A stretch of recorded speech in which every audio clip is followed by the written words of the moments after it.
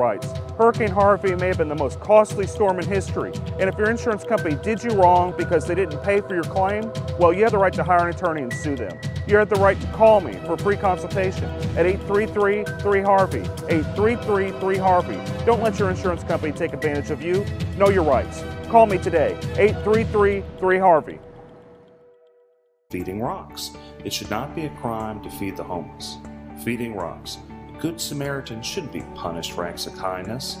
Feeding rocks. Because it's more of a crime to turn your back on a starving person. Feeding rocks. You shouldn't go to jail for sharing food. Feeding rocks. You can't in good conscience let a hungry person starve. Feeding rocks. Help us legalize charity. Go online and sign the petition. www.feeding.rocks. Feeding rocks.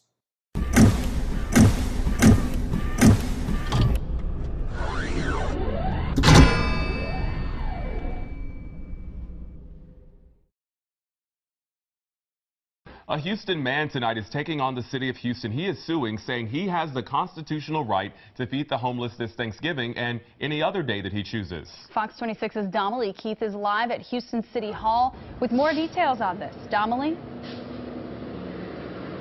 Yeah, you may remember the charitable feeding ban went into effect a few years ago, making it illegal to feed the homeless. Well, Philip Paul Bryant says it shouldn't be against the law to give food to someone in need. He says it should be the other way around, a crime not to give. Of just trying to make sure a fellow human doesn't starve. It sounds simple enough. We aren't asking for anything else than to be able to give food to those that are less fortunate.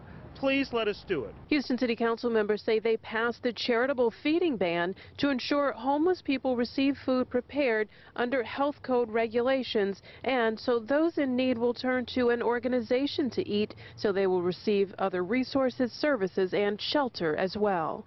Many of them take probably no more than 150 people. How many homeless are there? You cannot fit all the homeless into the shelters. We pursued this lawsuit because we felt the city was trying to disenfringe not only on the less fortunate, but also trying to discourage good people, good Samaritans from doing the right thing. It's Thanksgiving. It's the whole purpose of this holiday is to share food and eat. Let us practice our religion. Let us follow our faith.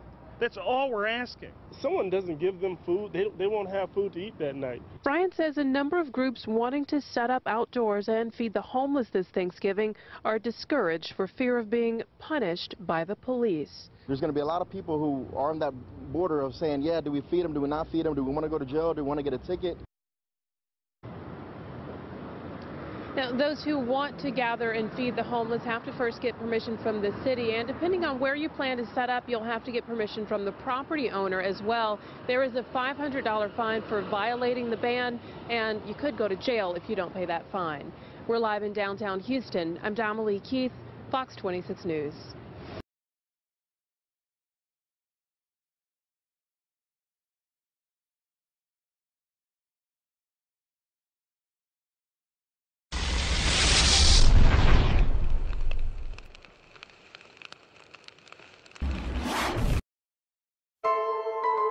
A local pastor is fed up, and he's challenging the Houston homeless feeding ordinance. And the city requires you to get a permit if you are going to share food. He can't get a permit because he doesn't know where he's going to share food. Philip Paul Bryant regularly keeps cans of tuna and water bottles in his car to hand out to homeless people. But under the current city ordinance, he's breaking the law. His attorney says Bryant does this because his faith teaches him to help the less fortunate. This law that's in place, it's a mean-spirited law. It's against, charity. It's against kindness. It's against doing the right thing. Eric Dick says they plan to fight this till the mayor and city officials overturn what some believe is a misguided ordinance.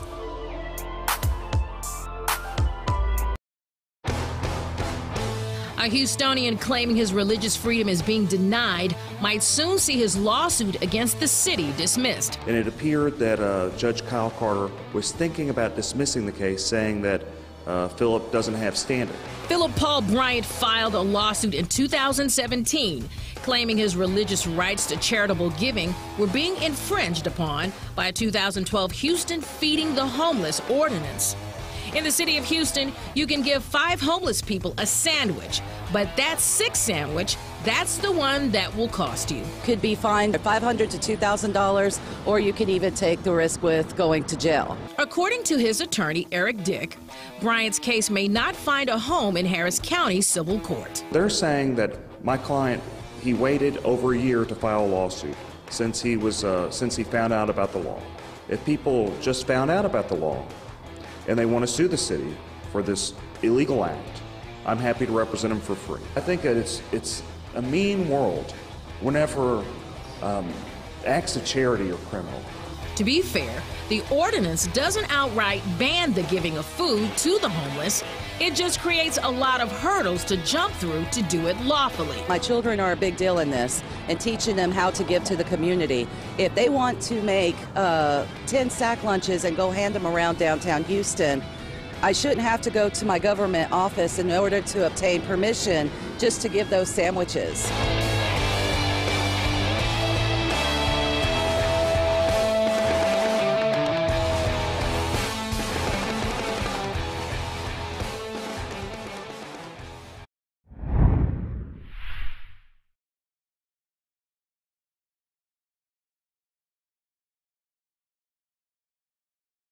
Hi, this is Eric Dick, and I think it's important that you know your rights. If your homeowner's insurance company has denied or underpaid your claim, you have the right to hire an attorney. You have the right to call me for free consultation at 833-7-RIGHTS. That's 833-7-RIGHTS. Don't let your homeowner's insurance company take advantage of you.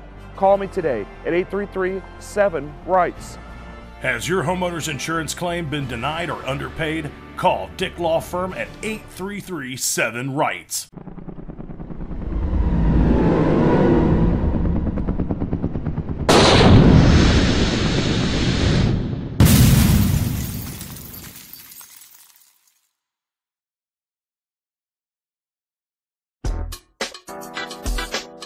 Breaking the law, one meal at a time, feeding the homeless. It is morally wrong to make it a crime to give food. A Houston man who feeds the homeless because of his faith is suing the city, challenging the established charitable feeding ban. The often debated ordinance has banned sharing food in public groups of more than 5 people without city permission since 2012. The city says you can give food to 5 people, not 6. What are you supposed to tell the 6th person? I met my quota today? The city wants to dismiss Philip Paul Bryant's lawsuit. That's a crime? What does this world come to? It's a sad day whenever trying to prevent a fellow human from starving is a crime. The city says the ordinance aims to curb trespassing and littering, both of which were already prohibited in the municipal code prior to the passing of the ordinance.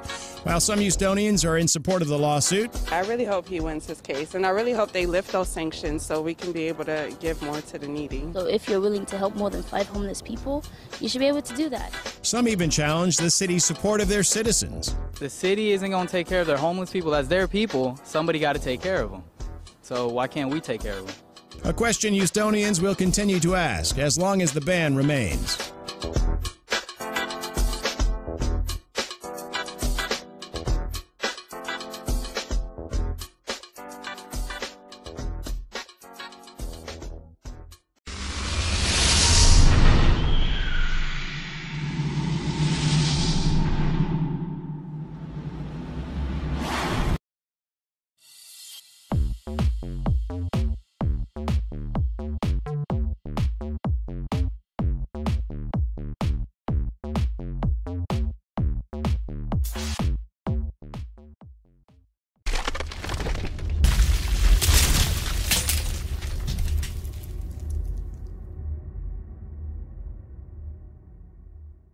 I gotta go live on. Okay. Hey, folks. Starting another show. Dude, Message me. What do you got? the Rockets, why did they lose so bad last time, man? Dude, they made Montrezl Harrell look like an all-star. I mean, he was good when he played here, but he wasn't an all-star. This dude had a career night, 30 points. The Rockets. And we go from being ranked number 1 to like the worst team that exists. I think we're down to like rank number 16, 17. Jeez. And looks like, or at least Carmelo Anthony can play. That's the Dude, only one I'm that telling can. everybody that. That's the only one that can play is Carmelo. He's trying to redeem himself. He He's likes playing with Chris Paul. He really does. He's his best friend. Oh, well, it'd be nice if Chris Paul played or anybody else. But Carmelo made some good points. Carmelo made 27 points last night. He did a good job. Hitting from the three. Eric Gordon, did he show up or he was still asleep? He's asleep. All the other ones asleep. But Carmelo Anthony did a pretty good job.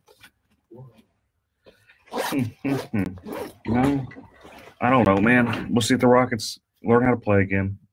Yeah, they're trying to get Butler. They're putting in everything they can to get Butler. I don't even know if it matters. It's been worse than family time, but family time at work. I had no time for it. Yeah, this guy.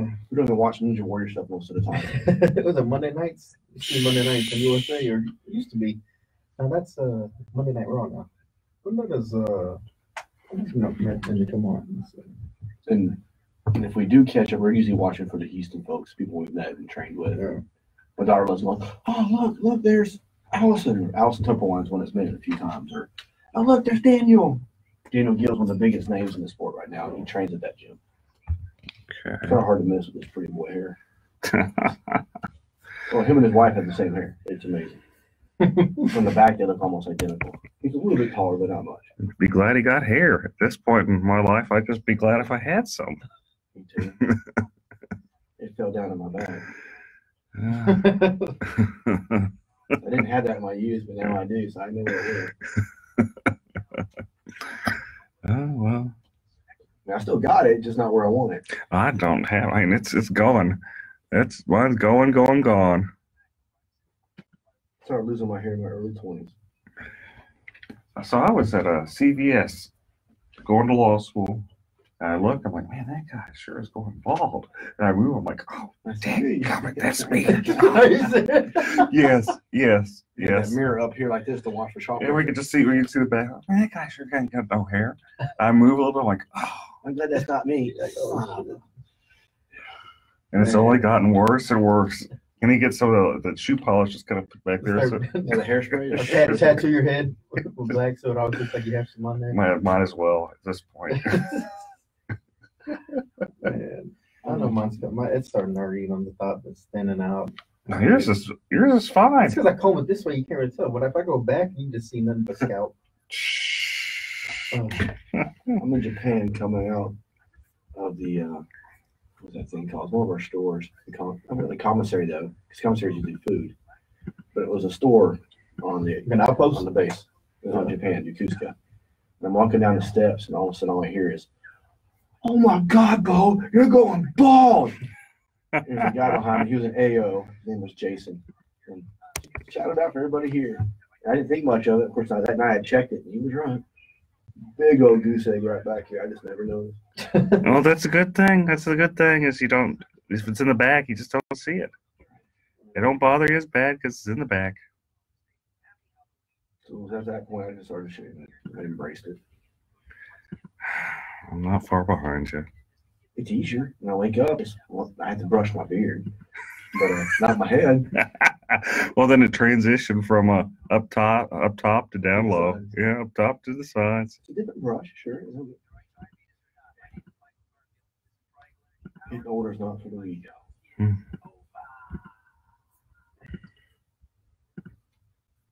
Oh, did I get this thing working? I think I actually got the thing working finally. I forgot how to do it. Now I just remembered. I got it all on the. I got it on the Twitter going. I'll do some wild stuff. I got the Twitter going. I do got the Twitter going. Yay! We're on Twitter. We're on Twitter and Twitch and Periscope and all of them. It's funny, you could be pulling my leg and I wouldn't know or not. I've heard of Twitter, but I'm not very technological savvy. I'm a lot part of it, Jason.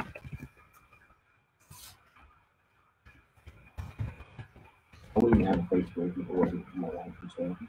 Well, you own a firm. You got to kind of. I'm trying. What is it, about 6 minutes out? Yeah. 5 minutes? Okay, I don't want to. You know, I'm bad at knowing stuff.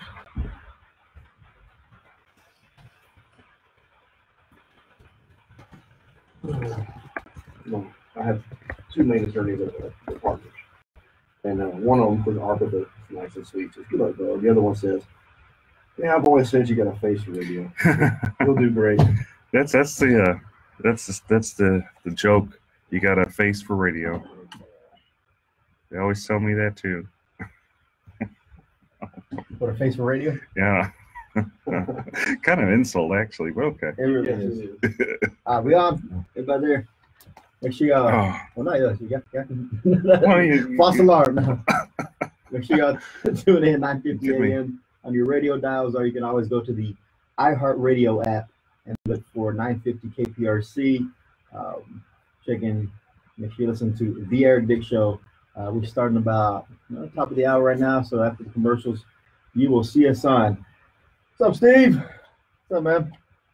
And as always, today's program sponsored by Topo Chico Aqua Mineral Water. The unpaid sponsor. As well as Bragg's Naturally Organic Apple Cider Vinegar All Natural Drink. This is the limeade flavor today. It has a little more tartness to there, but it's really good for you. Really helps with your liver. Make sure you get that Bragg's All Natural Apple Cider Vinegar. Does it really help with your liver? Huh. Hey, Shelly.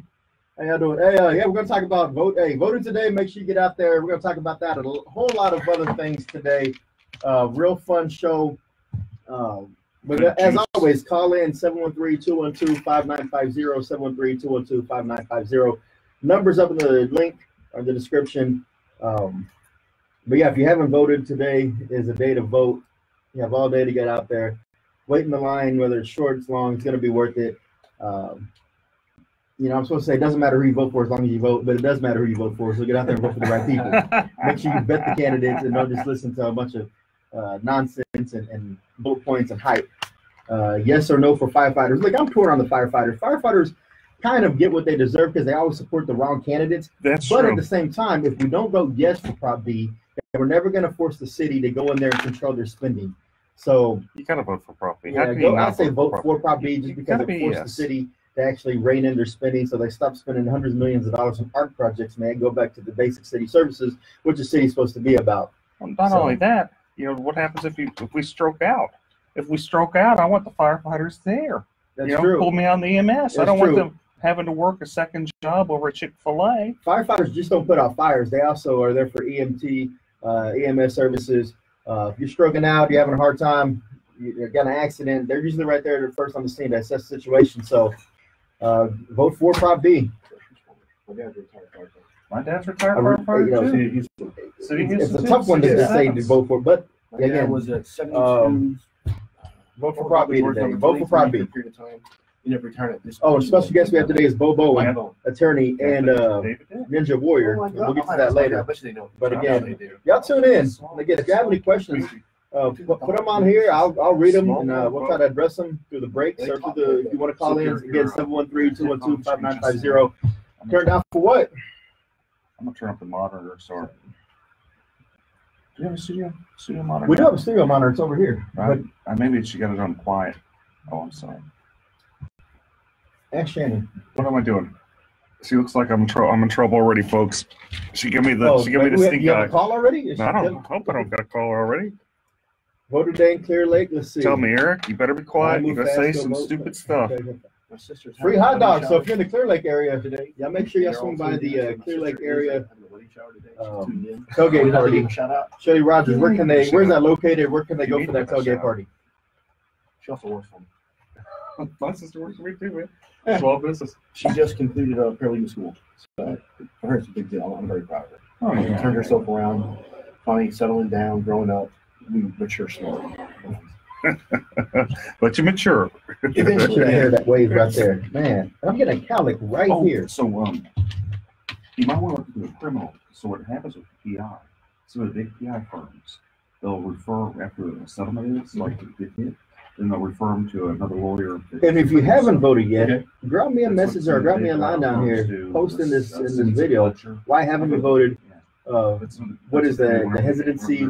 What issues are you having deciding between? Maybe I can help you come to a conclusion as to why you feel comfortable going to vote sometime soon. All right, so if you're in the Clear Lake area, Freedman Library, they're having a tailgate party out there. Hot dogs, probably some beverages, water, and great company.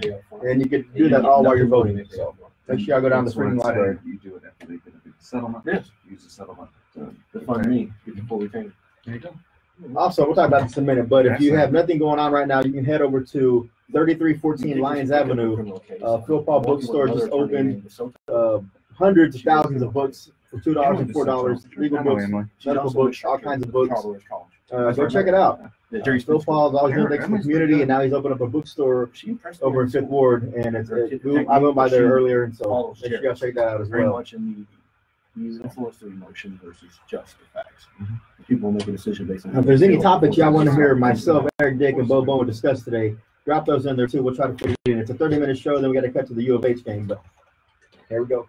Oh no, they're gonna make us go in the air, folks. After traffic should come here shortly.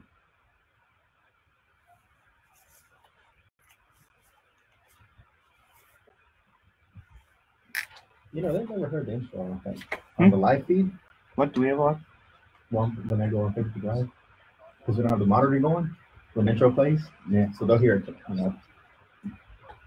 I can turn the monitor on, but I don't hear it in here. It'll kick on in a minute. The audio will kick on.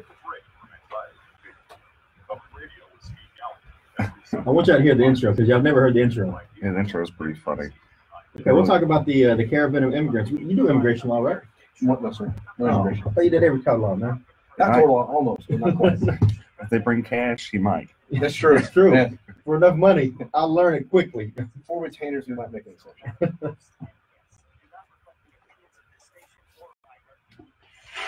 When you've got big problems, you need to have a big you need Eric Dick, Oh, my homeowner, goodness. insurance lawyer, and trustee for the Harris County Department of Education.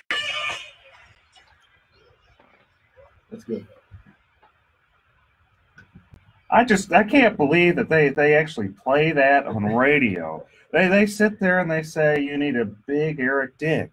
Hey, it's true. I mean, do you not need someone who's always going to fight in your corner when you're faced with these legal problems? Absolutely. And that, if you want to get ran over, you don't get an attorney. I mean, even I get an attorney whenever I have a legal problem. No joke. I get traffic tickets. I call the kubosh. I put a kubosh on it. There you go. Because when you're facing problems, especially homeowners, when you're facing problems with the big insurance companies, there's only one person you need to call, and that's Houston homeowners attorney, insurance lawyer, Eric B. Dick. Welcome to the Eric B. Dick Show. My name is Chris Carmona, joined by Eric B. Dick, and our special guest today is Bo Bowen.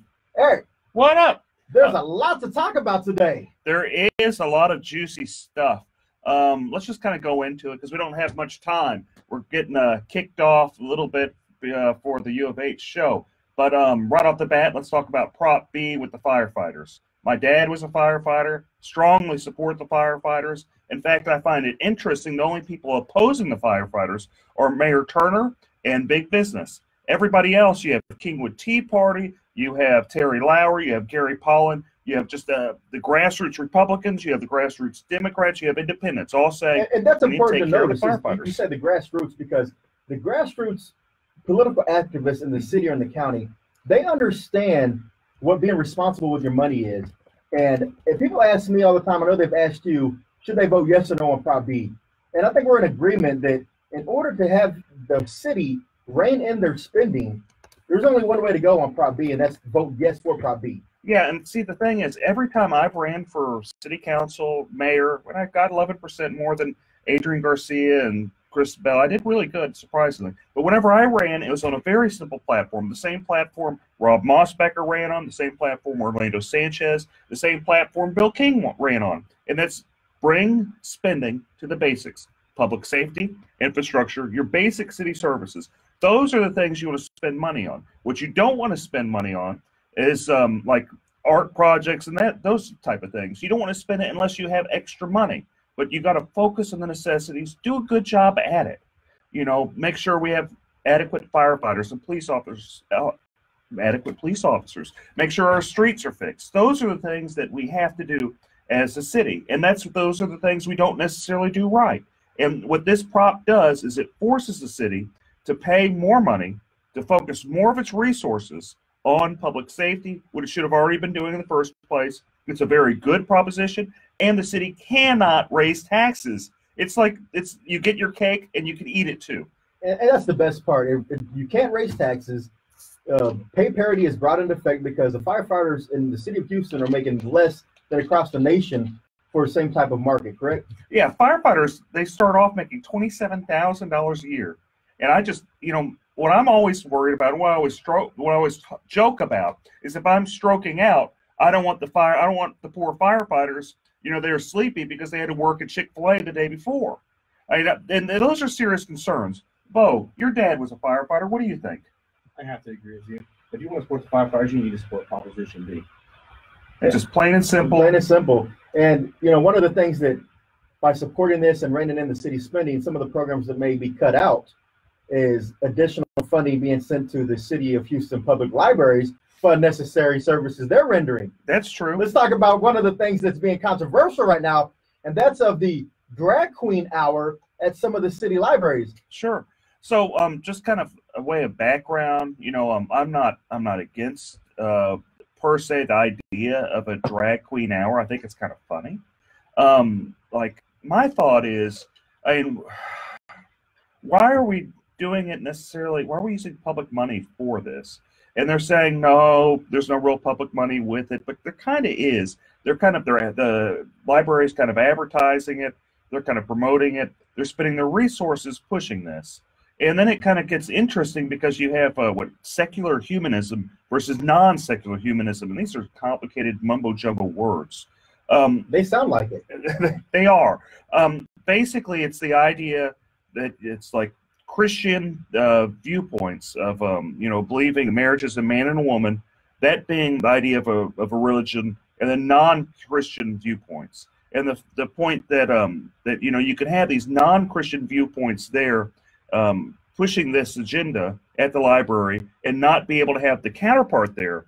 That's where it's not fair, and that's where I kind of have a problem with it.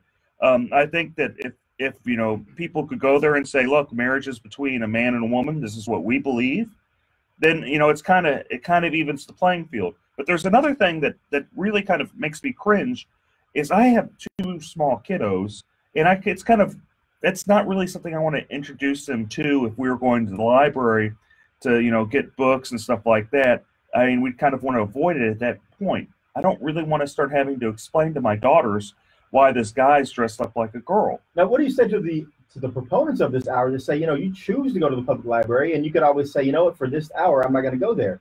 Should you have to rearrange your schedule to fit into the city of Houston's agenda as it relates to the drag queen story hour? I just don't think I don't think it's really fair. And I don't think you should have to look at, the schedule whenever you just want to go to a public place and, learn, teach bring your kids to, the library. I'm fine with it being in a private place. In fact, I'd probably go. I think it's at minimum entertaining. I think it really is entertaining. And I think, it brings, I can see the diversity argument, Because the mayor has made a diversity argument saying we have a very diverse city. This is just reflective of our culture. This is reflective of our city. And he sees no problem with it, thinks that it's a frivolous lawsuit, is going to get thrown out. Well, but the city gets sued a lot of times for what they would consider frivolous stuff, like criminalizing feeding the homeless, that's all true. all sorts of stuff. Bo, what do you think? What do you think? I never really thought about the way you put it today, Dick. You're right. I didn't think about my kids being there. When I first heard of it, I was like, yeah, it's kind of humorous. It's a neat approach. I don't really understand why this lawsuit even started, in my humble opinion. As I understand it, they weren't letting someone else go, and that's what the argument's about? Or was it simply because of the fact that they have what was the title you used? It's secular humanism. Secular humanism, I guess. Yeah, and so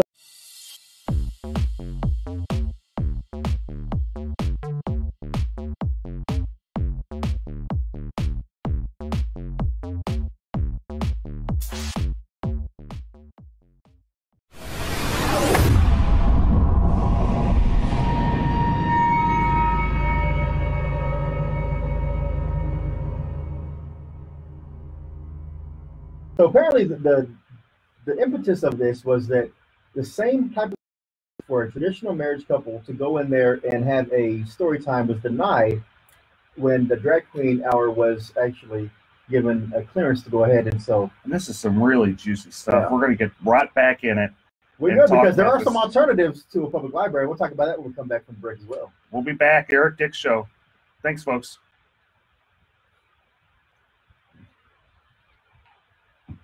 Roseanne, exactly. That's what we've been saying. Roseanne, exactly. That's the thing, is that equal time isn't being given to all types of diversity. Since a diverse city, even traditional married couples, if they want to go in there, they're being denied.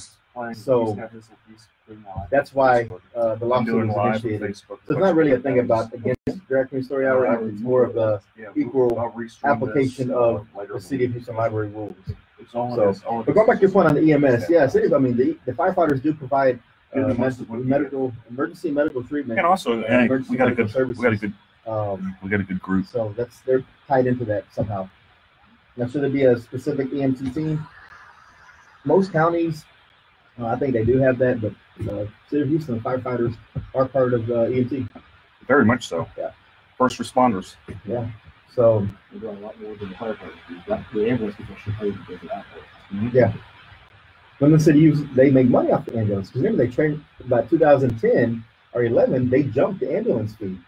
So if you had to actually get a fee to get up there to come service you for a reason, I mean, they went from I think $250 to like $500 or $600. And they make their money. Yeah. If you claim you can't negotiate with quick limits, that's right. I'll tell you what's kind of effed up the most is now you have like the police officers on one side fighting with the firefighters, and you shouldn't. Guns and hoses have always been at each other. Yeah, but it shouldn't be like this. It shouldn't be at each other's throat. I don't think that they haven't been like this, because there's been plenty of times where I've heard firefighters like they get in trouble and police officers like, you guys are just dumb, just move on, and that type of stuff, which it shouldn't really be happening. But my point is that those organizations have historically got along. They have, but now they're forced to be put against each other. But here's the thing, man: the firefighters have typically always gone with liberal candidates. So has the police officers. The police officers more of a more conservative scorecard. I'm not saying it's a very conservative scorecard. You're right, but I'm not saying they. Overall, the firefighters and the firefighter union, they did dig their grave. They have entrusted a lot to this have. mayor, to this city council. So they spend a lot of energy. That's why it's like the sympathy level is not really all there. But so how does the fire department transfer you to the hospital if you need emergency care? They come out there with ambulances. The Houston Fire Department has ambulances. They don't just have fire trucks. They actually have ambulances and rescue trucks. Yeah, and their own special kind of welfare departments where people are doing high-rise rescues and stuff. Yeah, they don't just put you on a ladder and say, "All right, come on, we're taking you to the hospital." Although that would be entertaining to see and watch. Are they sprayed out with the hose a little bit? You thirsty? I see blood. Let's spray it down. It's washed it off. You're good. Oh, man. What's redundant? What part is having a firefighter? The fire department is not needed. Well, who's going to put out the fires? We definitely need the fire department. Oh. They do multiple things. How do you not need the fire department? I don't get it. I don't get it, Chris. How do you not need the fire department? I don't know. I guess the fire department can only do fires and should not be in the business of medical necessities or medical attention. Then what do you do when you stroke out? You better get Sarah jumping in the car, driving you to the hospital. You stroking out. Don't call 911. They don't care. Or you go to private industry and private entities for your emergency medical needs. I don't know. But if y'all have any type of suggestion or input on that, 713-212-5950. Dick, when we left off, we were talking about the City of Houston and their libraries. And well, it's going to be interesting to see how this lawsuit plays out. But if people don't feel comfortable going to the library now, they want to read some books, where can they go today that's having the grand opening? Philip Paul Bryant's bookstore, PPB. Philip blows me away with his level of enterprise. That guy, he has so many different businesses, and they're all fascinating businesses. He has his bookstore that's just opening, and books are just dirt cheap, and it's a great chance. This is kind of like a little hidden gem that you want to support, because you can go get books $2 or $3 that you normally would pay $5, $6, $10 somewhere else. There's some $20 books. I was there earlier. Again, it's 3314 Lyons Avenue. It's called Phil Paul Books. Great opening today. They have kids' books for $2, over 15,000 books for under $4.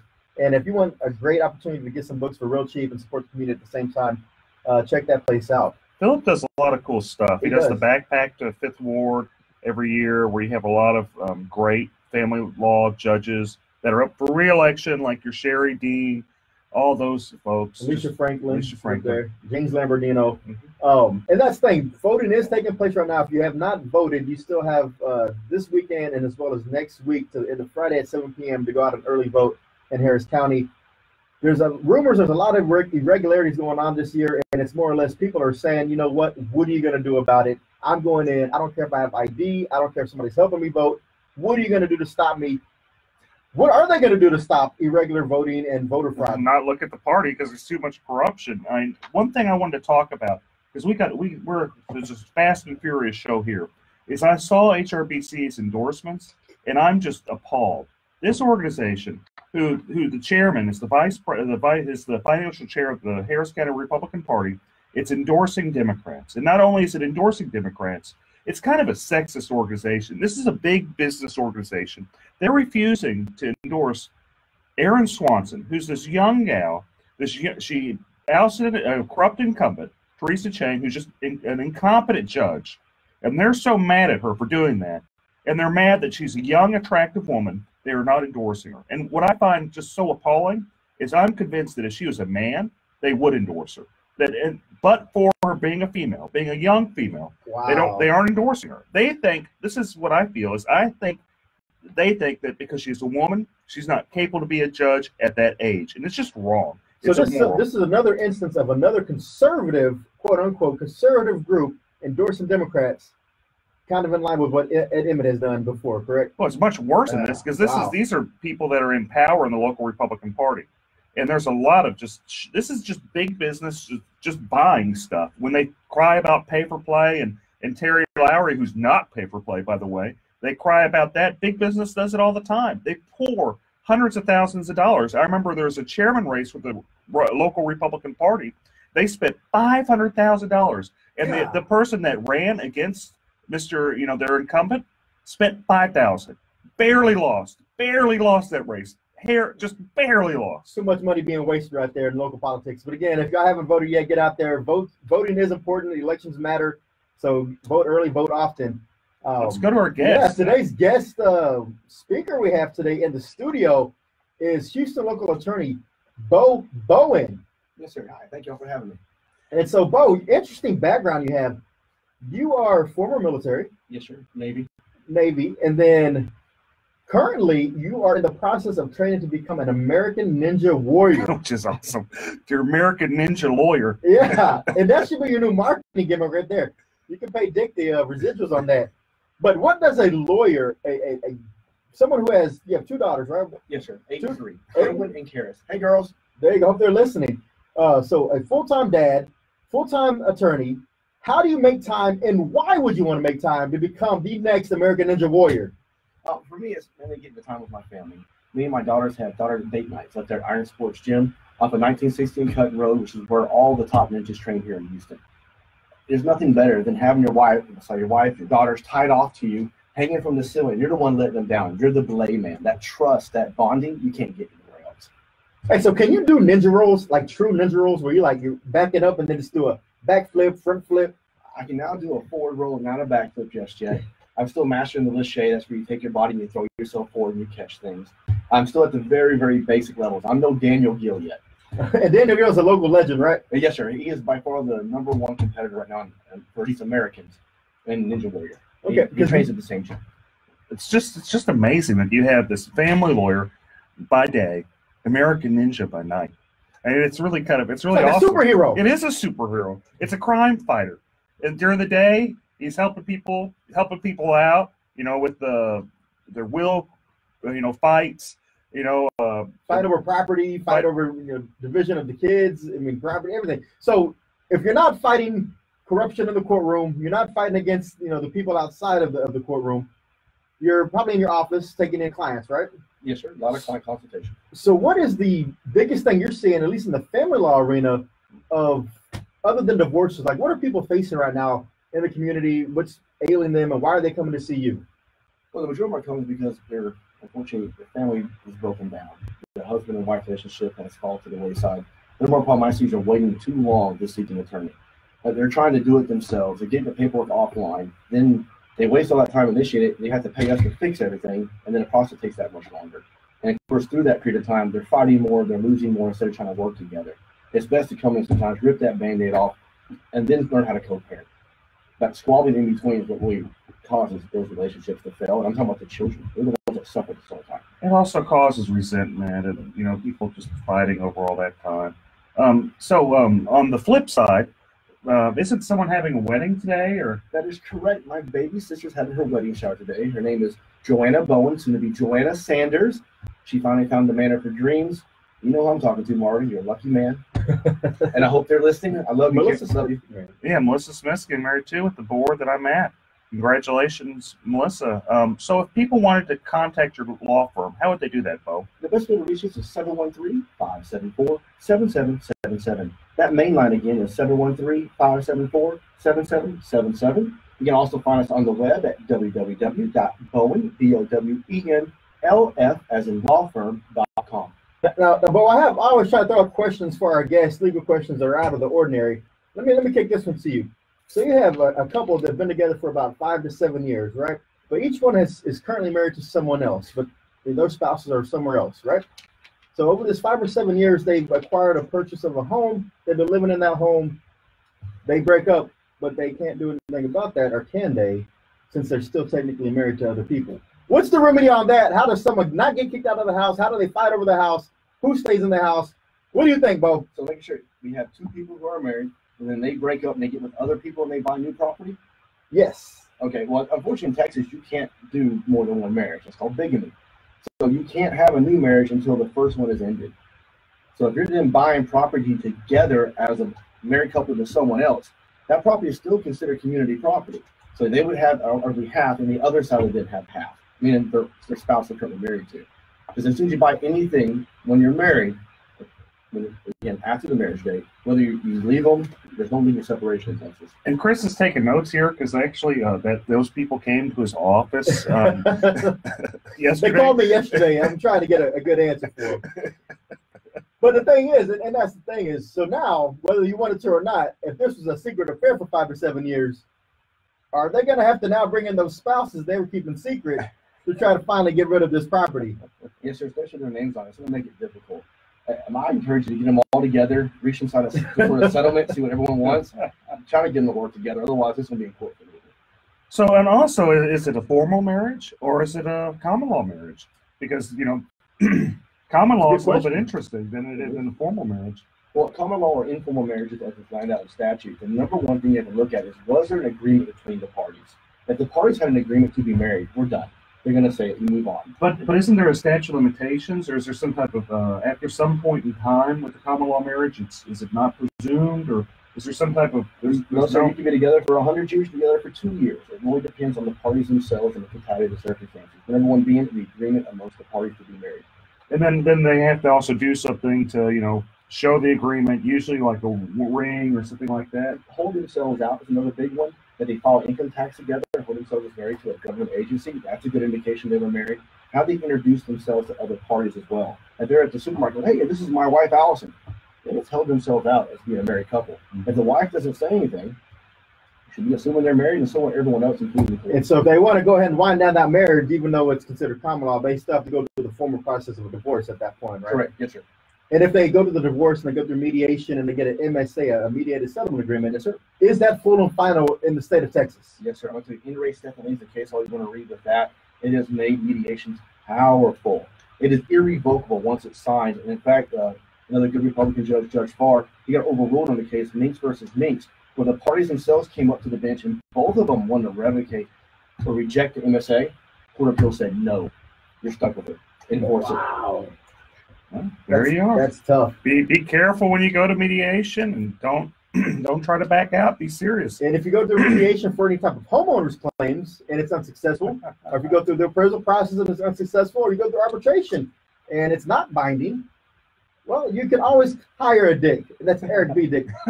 Texas and Houston's homeowners insurance attorney. Eric, how's it going over in the insurance field right now? Any cases coming up? Oh, there's a lot of cases, man. I've represented a whole ton of people from Hurricane Harvey, and what I've been shocked with is the majority of the people I've represented, they've been underpaid. And when I say the majority, like I've represented thousands of people, and it's just sad seeing, you know, how the level of people have been underpaid. Some of them have been underpaid like $10,000, $20,000, $30,000. So I do everything I can to get them paid right. Folks, this has been a good time. I'm going to have to see you next week. They're cutting me off. They're saying no more free advice. Eric, you've given out too much free legal advice. No more. Cut it off. It's because Eric Dick will protect you in the fight against homeowners insurance or any type of insurance company. Make sure you call Eric B. Dick at the Dick Law Firm. Thanks to our guest, Bo Bowen. Thanks, producer Shannon. I'm Chris Carmona. Eric Dick, take us away. Thanks, folks. See you next week. Thank you, producer Shannon. Bye-bye, folks.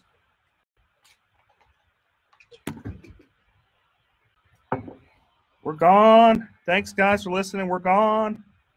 Hope I didn't get in too much trouble. Roseanne, thanks for the great contribution. Hope I didn't get in too much trouble, folks. You have a good one. Thanks for your contribution as well. Shelly Rogers, thank you for your contribution again.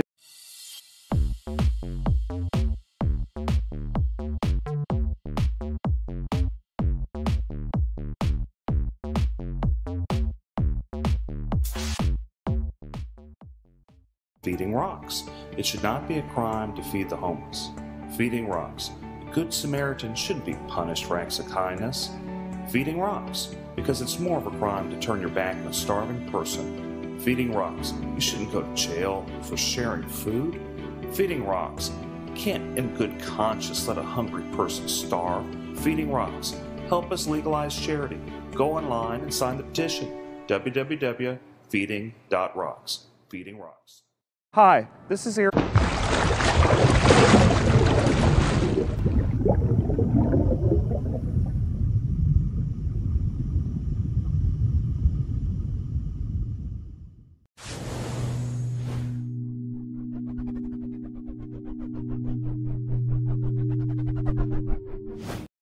A Houston man tonight is taking on the city of Houston. He is suing, saying he has the constitutional right to feed the homeless this Thanksgiving and any other day that he chooses. Fox 26's Domily Keith is live at Houston City Hall with more details on this. Domily?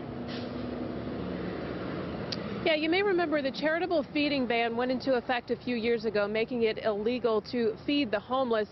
Well, Philip Paul Bryant says it shouldn't be against the law to give food to someone in need. He says it should be the other way around, a crime not to give. Of just trying to make sure a fellow human doesn't starve. It sounds simple enough. We aren't asking for anything else than to be able to give food to those that are less fortunate. Please let us do it. Houston City Council members say they passed the charitable feeding ban to ensure homeless people receive food prepared under health code regulations, and so those in need will turn to an organization to eat, so they will receive other resources, services, and shelter as well. Many of them take probably no more than 150 people. How many homeless are there? You cannot fit all the homeless into the shelters. We pursued this lawsuit because we felt the city was trying to disenfringe not only on the less fortunate, but also trying to discourage good people, good Samaritans from doing the right thing. It's Thanksgiving. It's the whole purpose of this holiday is to share food and eat. Let us practice our religion. Let us follow our faith. That's all we're asking. If someone doesn't give them food, they won't have food to eat that night. Brian says a number of groups wanting to set up outdoors and feed the homeless this Thanksgiving are discouraged for fear of being punished by the police. There's going to be a lot of people who are on that border of saying, yeah, do we feed them, do we not feed them, do we want to go to jail, do we want to get a ticket? Now, those who want to gather and feed the homeless have to first get permission from the city, and depending on where you plan to set up, you'll have to get permission from the property owner as well. There is a $500 fine for violating the ban, and you could go to jail if you don't pay that fine. We're live in downtown Houston. I'm Domily Keith, Fox 26 News. A local pastor is fed up, and he's challenging the Houston homeless feeding ordinance. And the city requires you to get a permit if you are going to share food. he can't get a permit because he doesn't know where he's going to share food. Philip Paul Bryant regularly keeps cans of tuna and water bottles in his car to hand out to homeless people. But under the current city ordinance, he's breaking the law. His attorney says Bryant does this because his faith teaches him to help the less fortunate. This law that's in place, it's a mean-spirited law. It's against, charity. It's against kindness. It's against doing the right thing. Eric Dick says they plan to fight this till the mayor and city officials overturn what some believe is a misguided ordinance.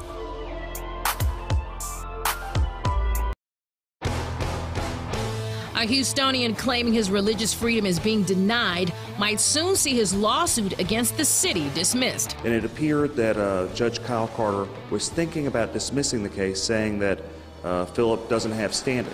Philip Paul Bryant filed a lawsuit in 2017 claiming his religious rights to charitable giving were being infringed upon by a 2012 Houston Feeding the Homeless ordinance.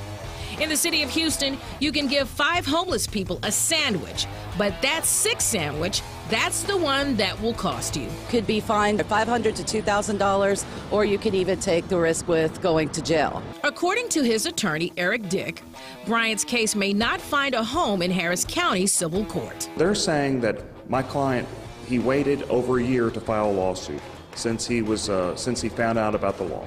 If people just found out about the law and they want to sue the city for this illegal act, I'm happy to represent them for free. I think that it's a mean world whenever acts of charity are criminal.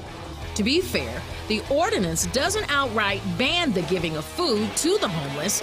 It just creates a lot of hurdles to jump through to do it lawfully. My children are a big deal in this, and teaching them how to give to the community.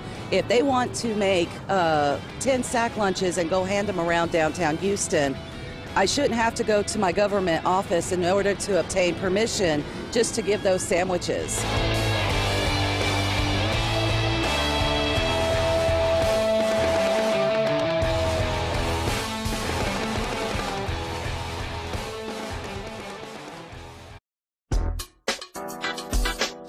Breaking the law, one meal at a time, feeding the homeless. It is morally wrong to make it a crime to give food. A Houston man who feeds the homeless because of his faith is suing the city, challenging the established charitable feeding ban. The often debated ordinance has banned sharing food in public groups of more than 5 people without city permission since 2012. The city says you can give food to 5 people, not 6. What are you supposed to tell the 6th person? I met my quota today? The city wants to dismiss Philip Paul Bryant's lawsuit. That's a crime? What does this world come to? It's a sad day whenever trying to prevent a fellow human from starving is a crime. The city says the ordinance aims to curb trespassing and littering, both of which were already prohibited in the municipal code prior to the passing of the ordinance. While some Houstonians are in support of the lawsuit, I really hope he wins his case, and I really hope they lift those sanctions so we can be able to give more to the needy. So if you're willing to help more than 5 homeless people, you should be able to do that. Some even challenge the city's support of their citizens. The city isn't going to take care of their homeless people. That's their people. Somebody got to take care of them. So why can't we take care of them? A question Houstonians will continue to ask as long as the ban remains.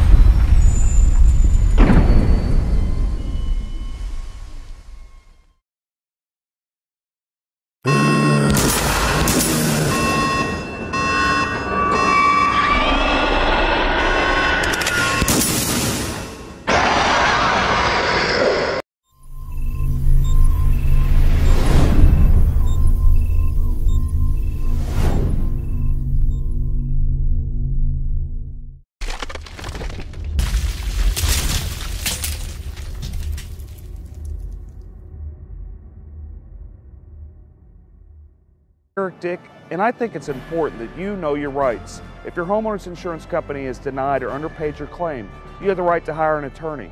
You have the right to call me for free consultation at 833-7-RIGHTS. That's 833-7-RIGHTS. Don't let your homeowner's insurance company take advantage of you.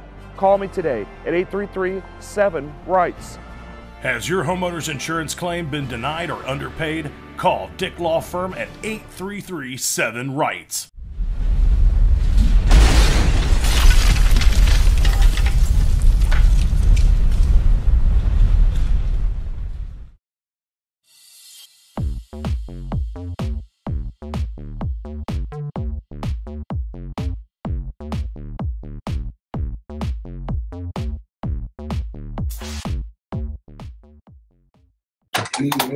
Listen now by going to FoxNewsPodcasts.com. Tucker Carlson. So much barking and noise and yelling. Our role is to take 3 steps back and discern what really matters. The most important thing that we do, we are looking out for the forgotten men and women in this country. They're going to get straight. If y'all can't sit here all day online, make sure y'all go onto the iHeartRadio media app, KPRC 950, or just tune into your radio, 950 AM. A lot of good stuff today. A lot of good stuff. But it's only 30 minutes, so make sure you tune in. If you're going to get some calls in, 713-212-5950. Finally forbidding insurers from discriminating against or denying coverage to Americans with pre-existing conditions. The GOP spent 8 years debating to repeal the law, even forcing a government shutdown. Hey, Karen. Hey, little Tim. A California college ready to shell out hundreds of millions of dollars to settle lawsuits. The University of Southern California says it'll pay out $215 million to settle claims of sexual abuse by a school gynecologist. That settlement would compensate individuals. And as always, today's segment brought to you by Bragg's Organic Apple Cider Vinegar, all natural drink. And we got the right one today, apple cinnamon. Dick, where's your Topo Chico? I got a little Topo Chico right here. You got it? Let's make sure you got it. You got it? I got a Topo Chico. David, what are you drinking, man? Starbucks. Ah, come on, man. It's a Frappuccino. Yeah. He's got the Frappuccino. He's frapping it. Oh, man. What a rush. Sorry, Shannon. We were rushing. Shannon, you get a car. We didn't get me a badge. Yeah. Barely did it. Okay. Hey, y'all. Oh, it's going to be a juicy show. It's going to be a short show, but it's going to be juicy. 30 minutes, huh? Yeah. So we have one break around 14 to 18 again. Yeah. 27, 26 more don't pick us up. So we're going to go into, what do you want to talk about? Oh, first let's start about, there's a new suit. Well, first let's talk attack him again. And I'm Joe. Attack him. Oh, yeah, I could attack him. And then we'll talk about the suit against the city for the largest gun show in the country. Is the drag queen show. Yeah, they got to watch out. They might get in trouble on that. For anti-slap, how are you going to get around anti-slap with that? Good afternoon. Watch out for an accident on the North Freeway northbound and the North Loop. This has 2 left lanes blocked. Some good news, that accident we had on the North Freeway southbound equipment has been cleared. Traffic is unwinding in that area, adding about 30 minutes to your commute. I'm Eunice Garcia, the 24-hour traffic center. Okay, cool. Pizzas for a limited time. And then we'll talk about Sylvia some more. Yeah, we do need to talk about Sylvia, though. We got the rest of the affidavit, and we can talk about the Chronicles of Hypocrisy because they endorsed her after being one of the lead publications on this Me Too and Kavanaugh stuff. Go to Danny and his friends. Take a break. After the first break, we'll go into After the first break, we're going to you with the about immigration law and how it ties in and stuff like here. KPRC. We'll make it fit. Opinions provided on the Eric Dick Show are for information.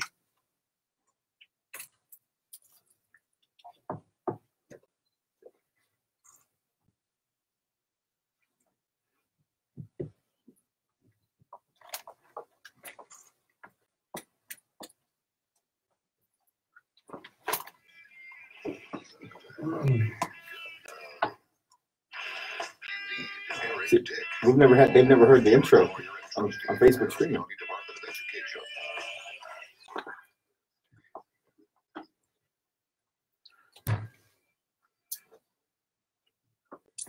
All right, folks, we're back to a spicy show here today. It's going to be Fast and Furious Eric Dick show with my co-host and wingman, Chris Carmona.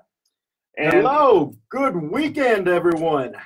It is going to be a great show. Okay, we had a lot happen this week. We had, Touchy Sylvia. We got the rest of her affidavit where, she's talking about some rash she has, and she has a clerk, which she's a municipal judge, and she, starts telling the clerk, hey, I got this rash on my leg. You want to see it? And the clerk's like, well, no, not really, Sylvia. I don't know that many people want to see it, but no, I'm good. And she was good. And that's the thing. I mean, when we left off last week, we had limited information on this affidavit, but we have procured the remainder of the affidavit, and it just gets even worse. I mean, there was trips to Nashville where she was just taking advantage of her allegedly aggressively inside this hotel room. And, this is a legal talk show, and we talk about legal standards and how that impacts the community. Well, I remember a couple of weeks ago, the Houston Chronicle made it a point to make sure that our Supreme Court of the United States candidate, now Justice Kavanaugh, was put through this ringer and even made a point to publish different opinions and editorials where it said that, if you're accused of these things, you're not fit for these types of positions. So with Sylvia being accused of these types of allegations, it's surprising that they came out and endorsed her this week. What's going on? Well, to quote Erica Grinder from the Houston Chronicle, it's dead and irrelevant and no one cares. And that's actually from a reporter. What's interesting with the whole Kavanaugh thing is you had a woman, and she was sincere. I know there's people that have different opinions, but she seems sincere that something happened to her. Maybe we aren't sure what happened, but something happened, and she seems sincere about it. Just as the level of sincerity in that affidavit. And they go into a lot of detail. And it's pretty detailed. I mean, these are things that have been sitting on and no one's come forward. Apparently, Ms. Gutierrez had actually made these complaints before, but it fell on deaf ears. And that's the problem I see with the city of Houston, is that they pick and choose who they actually want to move forward with these types of allegations. And I think that's something that falls back into the city council and also the mayor, because we have to stop that culture of siding with some, whether it's political or not, or it's just friendships. If these allegations are being thrown out there, you got to act on those. I mean, if not, you open yourself to all types of liability in the employment field, right? Yeah, you're right. And didn't if I remember right, reading that affidavit, didn't one of her staffers kind of walk in and go, whoa, I don't want to see this, turn around beeline right out? Opened the door, unlocked it, and said, whoa, made a U-turn and got back out of there. I mean, so there's been witnesses to these allegations or to these events, and I'm just shocked and appalled that for the Houston Chronicle to come out and say, we're going to lead the movement and making sure that people have a voice and people who have these allegations, they're going to be heard, to come out with no hesitation and endorse against Philip Arnoff in the congressional race in CD 29 over in the east side of Harris County. Or they could have just done no endorsement. They could have just they could have said, well, look, we're going to be the bigger person. These allegations with Sylvia, they're pretty sincere. And just so the listeners know, this is, the former county commissioner, former state senator, Sylvia Garcia. What she did is she took off her, allegedly, which is probably not very alleged, but anyway, she took off her pants, said, hey, I got a rash to one of her clerks, ran around in her panties. Another one of her staffers kind of came in and kind of was freaked out and beelined out of there and just completely harassed this poor girl. I mean, if I did this type of stuff at my business or even at the Department of Education, it'd be all over the news. Oh, it would be. It would be lawsuits left and right, all over the news. Every single media publication in the city would be covering that.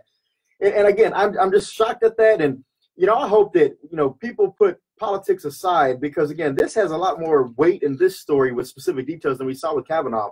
And I hope the Democrats actually hold Sylvia Garcia accountable. And there may be some infighting that results from this, with early voting starting on Monday. And so we'll just have to see on that. But with infighting also comes another person we need to talk about. The turmoil hasn't stopped with our county judge. Oh, hunker down? Hunker down. Last week he had came out and endorsed the Democrat candidate for lieutenant governor, and there was some minor backlash from some of the candidates down ballot in Harris County, the Republican candidates. And there hasn't been any backtrack. If anything, it's been a double down on the statement of saying, I said what I said and I meant what I said. How's that going to affect everybody? How's that going to affect the courthouses? Because, in 2008, we saw a huge wipeout. 2012, we saw it again, a wipeout. 16, another one, sweep every 4 years. Ed Emmett is just kind of the reaction. It's really the fault of the local party, the complete mismanagement by the local Harris County Republican Party, and the arrogance of Ted Cruz. And you got to realize that Beto is the result of just utter arrogance of Ted Cruz being just elected, runs for president, just ignores everybody. I mean, Beto, he's done a decent job. He's not going to win. I don't think he's going to win. I think it'd be surprising it'd be a shocker. But stranger things have happened. But Beto wouldn't have nearly as much following if Ted Cruz would have done his job. And also been a nice guy. And everyone tells me in the Republican Party that's around him. I mean, some people do like him, and they jump up and down and say, we like him. But there's a surprising amount of people that say he's a jerk. I don't want to be around him. He's not connected to the people he was when he campaigned first in 2012. He's kind of separated himself with more of an elitist attitude is what I hear. And then I also heard last night that there was a Kingwood Tea Party gathering, candidate rally, and apparently that was the buzz around the room. Is anybody going to hold Ed Emmett accountable for this statement? And is that going to really hurt the down ballot judges? I think it will. I think it'll hurt the judges, but you got to also remember that Lloyd Oliver, he did something similar, actually a step back, maybe 4 years ago whenever he ran for DA, and the Democrats just kicked him right off the ballot. Yeah, and there's been some great articles about that by Charles Blaine and also Kerry Cheshire. They made some mention on this, and they were asking people, hey, what's going to happen here? Oh, nothing's going to happen because Emmett's tied in with the local party that's incompetent. Yeah, it is. And more to come on the Eric Dick Show. A shortened segment today. We only have half an hour. We got to get to y'all some sports programming. But y'all sit right there, and we'll be right back. Thanks, folks. See you shortly. We'll come in, go in with you for probably another 10, 12, then we're going to be done. Yeah. So what do you feel comfortable talking about? Like what area are you just feel like, man, I know this, I'm dynamic on this, and boom. Just anything immigration is good. We do all types of immigration. We do business, we do family, we do removal. So anything that you want to talk about in terms of any new changes, like right now there's an instant denial that just started in September. Okay. So that means that if you send in a petition, it's wrong, something wrong with it, not all there, so just deny it. And this is bad. Used to, they just refuse it. But denying it is actually right up here. Okay. Then we can talk about this caravan that's coming up and Trump's statement. There's some tough people, and we don't want those tough people coming in. And you can see about they're coming from Guatemala and Honduras. They're trying to go through Mexico. Mexico's actually trying, they're trying to do their job and secure the border. So we don't want you coming in, and filter in. They tore it down, and I'll tie into immigration, and then immigration right there. That's how we do it. I think smoking always affected my daily life because I was a closet smoker. Roseanne, exactly. Someone like the county chair should have said something, but he didn't. Really, but the guy pays them off. I mean, it's his major funder. There's no him and this guy Weekly, they own him. So what are you gonna say? No, don't do it. But like I said, it's gonna be very, very, very. We got a good many followers now. Not want to break straight ticket voting because of his insistence on doing that. So we'll see how it turns out. But early voting starts on Monday. Make sure I go by, vote all the way through from the top to the bottom. There's a lot of judges on that ballot that really need your support. It's not a smart idea just to always hit straight ticket if you don't feel comfortable with all the candidates. Beto, fake Mexican. Is he really a fake Mexican, or is he just using the name to try to trick people? What kind of fires was he putting out? Like what was being said to try to mitigate that damage? I mean, could you really mitigate that? Unless maybe just show some poll numbers and be like, the current poll shows, even with that statement, we're still up about 15%. Anything like that.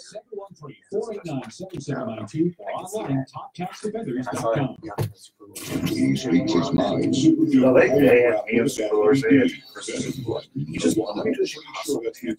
how long did it spread around?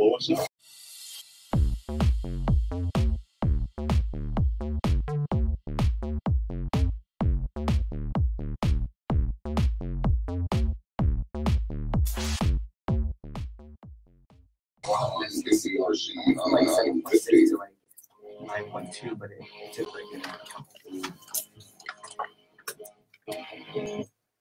Oh, here we are, folks. If you haven't pulled over and talked to your lawyer, you better do it because we're going to go into some law, and I don't want you guys crying to me because I gave you good advice and you hadn't paid me. So you better go talk to your lawyer before you listen anymore. Okay? And if they're suffering from any type of home damage, car damage, life insurance issues where the insurance company is just not paying, so they call Dick. Better get Dick. Better get Dick. Better get Eric Dick. And so when we left off, I mean, again, there's just so much turmoil going on in this world. But one thing I do have to say is today is my daughter's 14th birthday. Happy birthday, Brooklyn. My mother and sister's birthday. I was about to say, you have a family of birthdays today, too. And it's Mark Lanier's birthday. And Mark Lanier's birthday. So October 20th, mark this down on your calendars, everybody. That's a strong day for birthdays to come out. But other than the birthdays, we have some other exciting news going on in the country, right? Oh, we have a lot of exciting news, but why don't we start off talking with Danny about his little law practice doing immigration law, and we can kind of tie it into all the many things that are happening in this world. So today's guest, we have attorney Danny Wynn. Danny, welcome to the show. Oh, thank you for having us. This is David Wynn, by the way. Oh, sorry, David Wynn. Oh, I'm sorry. It's okay. So I had it right the first time when I said David. Yeah, you said it earlier this morning, so yeah, maybe it's too early for you. Oh, I was thinking of there's a city council member in Missouri City. That's right, Danny Wynn. Sorry, David. So you have an immigration practice. You've been practicing law about 10 years, right? That's right. We're practicing 10 years. We have an office in Southwest Houston and one in Northwest Houston as well. Excellent. And so there's been some changes lately. And could you tell me about the changes in immigration law that's, some listeners might want to know about? Yeah, so there's a lot of changes across immigration, across the board. So whether it's legal immigration or illegal immigration, there's changes across the board. Some of the major changes, instant denial. So starting in last month, in September, if you send in a petition or an application and there's anything that's wrong with it, immigration used to send you a request for more evidence, or they send you a notice of intent to deny and give you an opportunity to fix the problem. So now, no more. They can instantly deny your application. And again, this is not like a rejection. This is a denial. So it looks really, really bad if you're trying to reapply later on. So what you're telling me is if someone is, wants to work on their status or, wants to bring someone over or marry someone or what have you, they probably should not do it by themselves. They're probably behooved to go actually get a lawyer to help them with their immigration status. Is that what you're telling me, David? Exactly. I used to tell people, if you read the law very carefully, you could probably do this by yourself. But now so much things have changed. Like, I'll just give you an example. So the basic forms that you need to sponsor a spouse, it used to be last year, before 2017, the I-130 form, it used to be 5 pages. Now it's 18 pages. And there's another form that supplements that. It used to be 4 or 5 pages. Now it's an additional 18 pages. And those are just 2 forms out of the many forms that you have to file in order to bring someone to the U.S. Now, and this is things that probably an attorney is best equipped to handle. Is that correct? Is that a fair assessment? That's right. And, it's not a person's fault, to be honest with you. A lot of things are wrong online, especially even on the government's website. They're wrong. And I could, probably, usually what I do is I show clients, like, look, this is what you want to do. And I can tell you that it's wrong. If you do it this way, like they have it on the website, it's going to get rejected or denied. Now, there's a lot of notaries that have popped up around this city, I know for sure, over the last few years to try to assist and expedite some of this immigration paperwork. What's your feelings on notaries? Are those really strong-minded people who understand the legal system and know how to navigate the channels? And that's a good question, Chris. Well, I can tell you for sure, a lot of people in Mexico, there's public notarios are attorneys, but in the U.S., they're not attorneys. Public notarios are popping up, and let me tell you why you don't want to hire one. The public notarios would never put their name on any of your documents. So whenever there's a problem with your documents because they're giving you wrong advice, no one's accountable except for you. And you're not going to be able to blame someone that doesn't have their names on your forms. They charge a lot of cash too, aren't they? They do, but besides this actually being illegal for a notary to practice law, and usually they'll charge at least near what a lawyer would charge. Sometimes more. Sometimes more. So you're having someone it's basically you're just going and picking someone off the side of the street and saying, hey, help me with my legal forms. I wouldn't do that. I wouldn't get, someone off the side of the street to represent me, which actually I do. Being an attorney, actually I do hire people to represent me, and anytime anything happens. They say what a client has a fool. What is it saying? Yeah, only a fool has a client for himself. That's right. So yeah, if you have problems with immigration, you probably should get a lawyer. Maybe you could have done it in the past, but it sounds like things have changed, and it probably behoove you to sit and talk to somebody that actually is licensed through the state bar and, tell you what to do. What other problems do you see happening, Danny?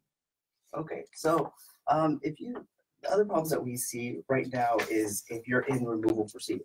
So before, if you're in removal proceedings, that means deportation proceedings, you would have probably a very fair trial with the immigration judge. It's not like that anymore. So right now, under Donald Trump, he said that immigration judges have a quota. They're obligated, or they should, try and end at least 700 cases per year. So what this means in reality is that every immigration judge under the quota has to finish a case within 2.5 hours. Think about this for a second. One party has to state the facts of the case, the witnesses have to be called up, the judge has to make a decision, all in the course of 2.5 hours. Some of these cases are asylum cases, meaning that they involve people that have been victims in their own countries. They're going to the U.S. in order to seek protection, and now you have to make a decision within 2.5 hours, whereas maybe a year ago, you would have maybe several years to put together a case. So that's what's happening right now is that. But on the flip side with that, Danny, hasn't one of the biggest issues always been that the process takes too long? You have to get in line. It's a long line, takes years. But with this expediency of a 2-hour hearing, or it doesn't that speed up the process, and doesn't that help people who are in the queue trying to get through the system properly? So in the past, you're right. So in the past, asylum used to take years. Now it's not that way anymore. So earlier this year, they changed it. When you apply for asylum today, instead of taking years, you're going to get a notice for an interview within 3 to 5 months. That's very quick. Think about this. You have to show asylum is not easy to get. You're going to have to, usually the attorney will write a legal brief. You have to show evidence, so medical records. Imagine fleeing your country with nothing, and then you're going to have to try to get, certified copies of your birth certificate, or anything that you have in that situation. Maybe judicial records. I mean, it's going to be very hard for anyone that's fleeing their country with no money. Yeah. And nonprofits nowadays don't have a budget in order to fix this issue. There's too many people. It's definitely a broken system, and something that we really have to make sure we're pressing our Congress members and our senators to put something in place that's actually going to be sustainable in the long term. And it's not just the immigration system. I mean, it's the same way with our justice system. There's a lot of sad things that happen every day. I had a client one time in criminal law back when I first started practicing law, where she had some problems with welfare. She got too much welfare because she was broke. And the judge that she was in front of, who's now the administrative judge in Harris County, was Susan Brown. She was nice enough to, put Mike Al in jail, baby in hand. When I say baby in hand, I had to watch the baby while the grandmother came to pick her up. It was training for you, Dick. It was training for you. That's training. But we want to talk about injustice. There's a lot of injustice to go around, a lot of injustice in different spots. And it's been going on a long time, and I imagine there always will be injustice. Yeah, real quick, David. There's a huge caravan coming through Central America right now, going through Mexico, trying to get to the United States. Will they make it? And if so, are they going to be turned back around under this new policy provisions? What happens to them? Right now, it's harder for people trying to enter the U.S. to get asylum or refugee status. So I think it's going to be an uphill battle for them to try to make it into the U.S. And even if they do, it's going to be very hard for them to try to get any legal status in the U.S. So it's very hard. We're turning away people that are actually fleeing their country. Some of these people, yes, there's always people that will try to, go past the system that do not qualify. But you have to understand there's a huge vetting process to make sure that their alibi sticks. There's multiple interviews to make sure they have a credible fear. But if you have a group of 1,000 people coming in one time and saying, we just got bombed in our neighborhood, shouldn't their stories all match, and wouldn't that be considered some type of evidence that could be used in the process? So just like you mentioned earlier about the Kavanaugh hearing, when people experience trauma, they're gonna remember different things. And so when you have a child versus an adult, they're gonna see different things. And that's why it takes a lot of work in order to gather the story to make it make sense, because every person's story is going to be a little different based on their experience. Well, I think it just goes to show that you're always probably doing right whenever you have legal problems to go and get an attorney.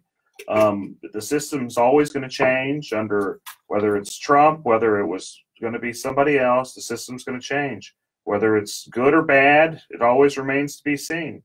It's fascinating how government works and how consequences for actions happen. Plenty of times they're inadvertent. This could be a good thing, it could be a bad thing. Only time will tell. But what is important is while they're going through this process, if they're serious about it, they probably need legal help. They do, and that's what we're here for, is to try to make sure we guide people to make sure they're getting legal help in any type of situation they're in. And David Wynn, thank you for your time today with talking about immigration. And if anybody needs to reach out to David, what's that phone number? It's 281-777-1236. All right, thank you, David. Yeah, so is there anything else we need to go through in this fast and furious? Absolutely. Again, anytime you're facing an insurance company, whether it's a car accident, a personal injury that happens, you slipped and fell, or you got flooded or hail damage, and the insurance company does not want to pay, you got to make sure you have someone on your side who's going to fight for you from the beginning to the end, and is going to take the insurance company to task. What I found amazing is I've represented like thousands of people, and when I say thousands, like 2,000-3,000 people. And out of those thousands of people I've represented, I'd say 98-99% were underpaid on their claims. It's just kind of fascinating that so many insurance companies just underpay claims, and they pay big money to to government through lobbyist organizations like Texans for Lawsuit Reform to buy people off. But I guess that's never going to stop. You're always going to have stuff like that, and that's been going on since governments began. Is you have special interests. And it has, and as long as there continues to be special interests protecting the insurance companies, it's important and critical that you have an attorney fighting on your side, and that's where homeowners insurance lawyer, attorney Eric Dick, comes in. And again, if you're getting in that legal situation, don't get mad, get Dick. Good to be back again, folks. I'll see y'all next weekend, or I won't see y'all. I'll talk to you next weekend. And make sure that we haven't always said this, but we got to send a huge shout out to our producer Shannon. See y'all next week. Thanks, producer Shannon. Have a good one. Barely did that one. That was a rush. Hey, send me some business cards. Maybe I'll get it out. I have a business card wall. Hey guys, again, sorry for the short show today, but we'll be back on. We're good next week, right? I'll put this all I think on. we're good next week, but we'll let y'all know. Yeah, have a good one. It's on Twitter. It'll be on Twitter later. Okay. Bye, folks. Thanks.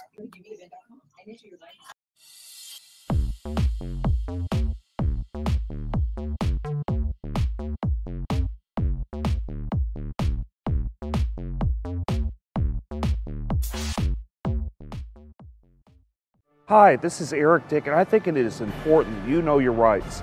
If your homeowner's insurance company has denied or underpaid your claim, you have the right to hire an attorney. You have the right to call me for a free consultation at 833-7-RIGHTS. That's 833-7-RIGHTS. Don't let your homeowner's insurance company take advantage of you.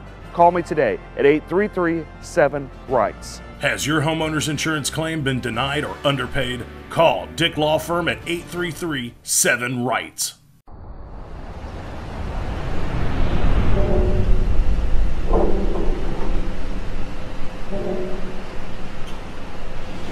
Feeding rocks. It should not be a crime to feed the homeless. Feeding rocks. A good Samaritan shouldn't be punished for acts of kindness. Feeding rocks. Because it's more of a crime to turn your back on a starving person. Feeding rocks. You shouldn't go to jail for sharing food. Feeding rocks.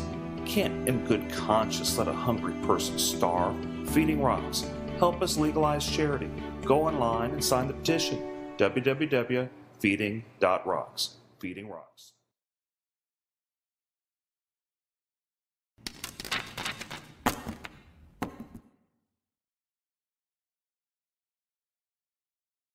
A Houston man tonight is taking on the city of Houston. He is suing, saying he has the constitutional right to feed the homeless this Thanksgiving and any other day that he chooses. Fox 26's Domily Keith is live at Houston City Hall with more details on this. Domily? Yeah, you may remember the charitable feeding ban went into effect a few years ago, making it illegal to feed the homeless. Well, Philip Paul Bryant says it shouldn't be against the law to give food to someone in need. He says it should be the other way around, a crime not to give. Of just trying to make sure a fellow human doesn't starve. It sounds simple enough. We aren't asking for anything else than to be able to give food to those that are less fortunate. Please let us do it. Houston City Council members say they passed the charitable feeding ban to ensure homeless people receive food prepared under health code regulations, and so those in need will turn to an organization to eat, so they will receive other resources, services, and shelter as well. Many of them take probably no more than 150 people. How many homeless are there? You cannot fit all the homeless into the shelters. We pursued this lawsuit because we felt the city was trying to disenfringe not only on the less fortunate, but also trying to discourage good people, good Samaritans from doing the right thing. It's Thanksgiving. It's the whole purpose of this holiday is to share food and eat. Let us practice our religion. Let us follow our faith. That's all we're asking. If someone doesn't give them food, they won't have food to eat that night. Bryant says a number of groups wanting to set up outdoors and feed the homeless this Thanksgiving are discouraged for fear of being punished by the police. There's going to be a lot of people who are on that border of saying, yeah, do we feed them, do we not feed them, do we want to go to jail, do we want to get a ticket? Now, those who want to gather and feed the homeless have to first get permission from the city, and depending on where you plan to set up, you'll have to get permission from the property owner as well. There is a $500 fine for violating the ban, and you could go to jail if you don't pay that fine. We're live in downtown Houston. I'm Domily Keith, Fox 26 News.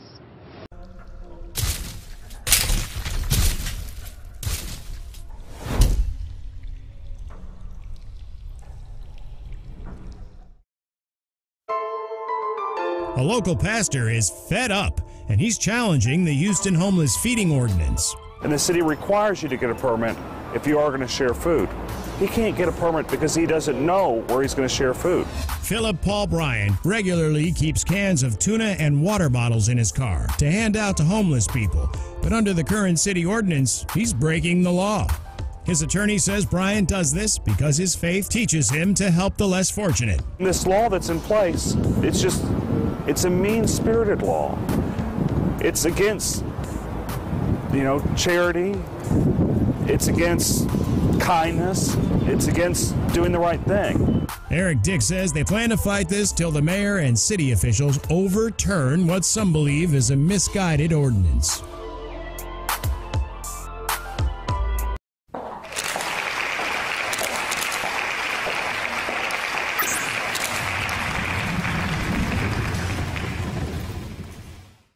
Have you suffered property damage and had your insurance claim denied?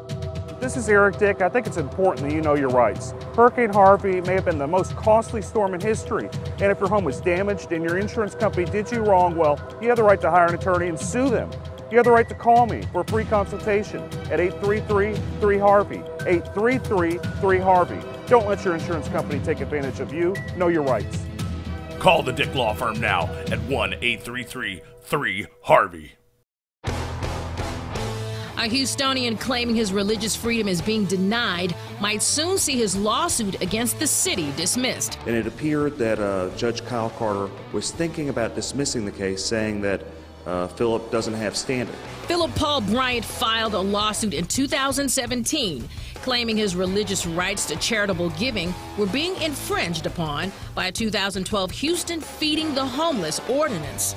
In the city of Houston, you can give 5 homeless people a sandwich, but that 6th sandwich, that's the one that will cost you. Could be fined $500 to $2,000, or you can even take the risk with going to jail. According to his attorney, Eric Dick, Bryant's case may not find a home in Harris County Civil Court. They're saying that my client, he waited over a year to file a lawsuit since he found out about the law. If people just found out about the law and they want to sue the city, for this illegal act, I'm happy to represent him for free. I think that it's a mean world whenever acts of charity are criminal. To be fair, the ordinance doesn't outright ban the giving of food to the homeless. It just creates a lot of hurdles to jump through to do it lawfully. My children are a big deal in this, and teaching them how to give to the community. If they want to make 10 sack lunches and go hand them around downtown Houston, I shouldn't have to go to my government office in order to obtain permission just to give those sandwiches.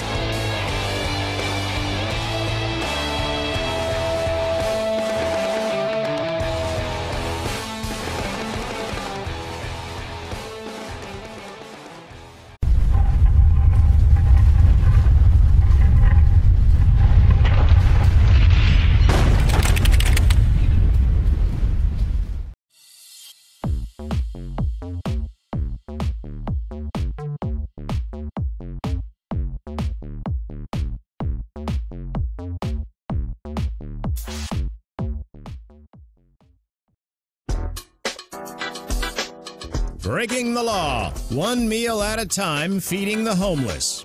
It is morally wrong to make it a crime to give food. A Houston man who feeds the homeless because of his faith is suing the city, challenging the established charitable feeding ban. The often debated ordinance has banned sharing food in public groups of more than 5 people without city permission since 2012. The city says you can give food to 5 people, not 6. What are you supposed to tell the 6th person? I met my quota today? The city wants to dismiss Philip Paul Bryant's lawsuit. That's a crime? What does this world come to? It's a sad day whenever trying to prevent a fellow human from starving is a crime. The city says the ordinance aims to curb trespassing and littering, both of which were already prohibited in the municipal code prior to the passing of the ordinance. While some Houstonians are in support of the lawsuit, I really hope he wins his case, and I really hope they lift those sanctions so we can be able to give more to the needy. So if you're willing to help more than 5 homeless people, you should be able to do that. Some even challenge the city's support of their citizens. The city isn't going to take care of their homeless people. That's their people. Somebody got to take care of them. So why can't we take care of them? A question Houstonians will continue to ask as long as the ban remains.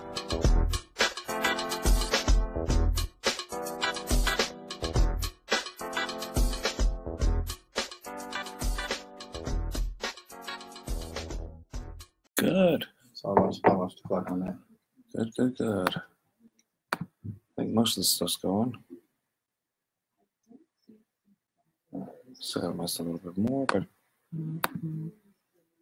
hey everybody, you guys got any comments? Just mention on Facebook. About to go on air. So we'll couple go live minutes. on 106. At 106, 6 after the hour, they'll play the intro. Cool. 6 after the hour. Okay, cool. Hey Victor. It's my boy Victor. Facebook. There we go. Everybody up? Everybody running? See, that's good. I still gotta do the. Of course, there's the delay. Yeah, everybody loves it. Okay. I see it live on this computer. All sorts of. It's going all sorts of ways. I'm about to get the Instagram going. Okay.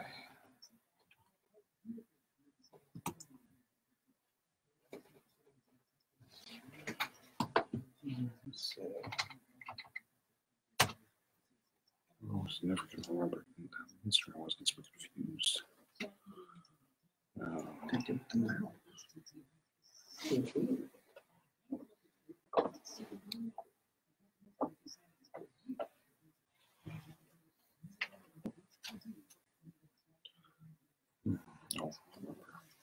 Oh, of course. It's always right in front of my face. Right where it's supposed to be. Of course. What are you looking for, the headphones? Not a mouse. Not a mouse? Right there. If there'd been a snake and bit it. It would. It was a mouse. What if that? Snake would have protected me. That's right. Okay. Over there.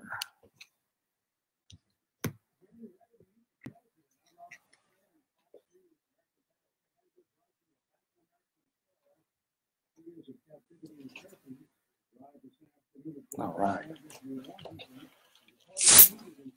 We're live on Instagram. Well, actually, it's becoming live on Instagram, Twitter, Periscope, Twitch, Facebook. Twitch, that's the one, man. Twitch. That's Michelle Malkin's thing. She's the one who started that. Oh, okay. So that's how she got famous, was from that. You stream, I stream, we all stream. I stream. I don't know. Okay. Oh, let's see what everyone's saying. No. That one's still checking the connection.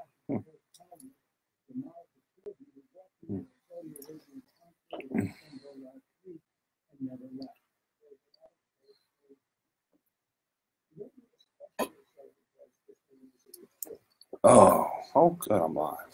Live on Instagram. All sorts of live. My other one was fine. The one I used just for. Yeah.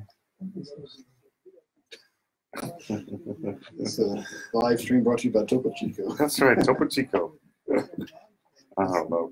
That's what I posted for my son, my youngest son's soccer game. The last time he played, he was drinking Gatorade. I said, "This shot brought to you by Gatorade." And then this morning, he was eating a donut after this. So this one's brought to you by Shipley. So whatever. Shipley's got some good donuts. So that's the thing. After a nice long soccer game, that's what you need, is to sugar up on a good box of donuts. Sugary grease up. So you got us on Instagram, right? I'm gramming it. Got the gram kicking.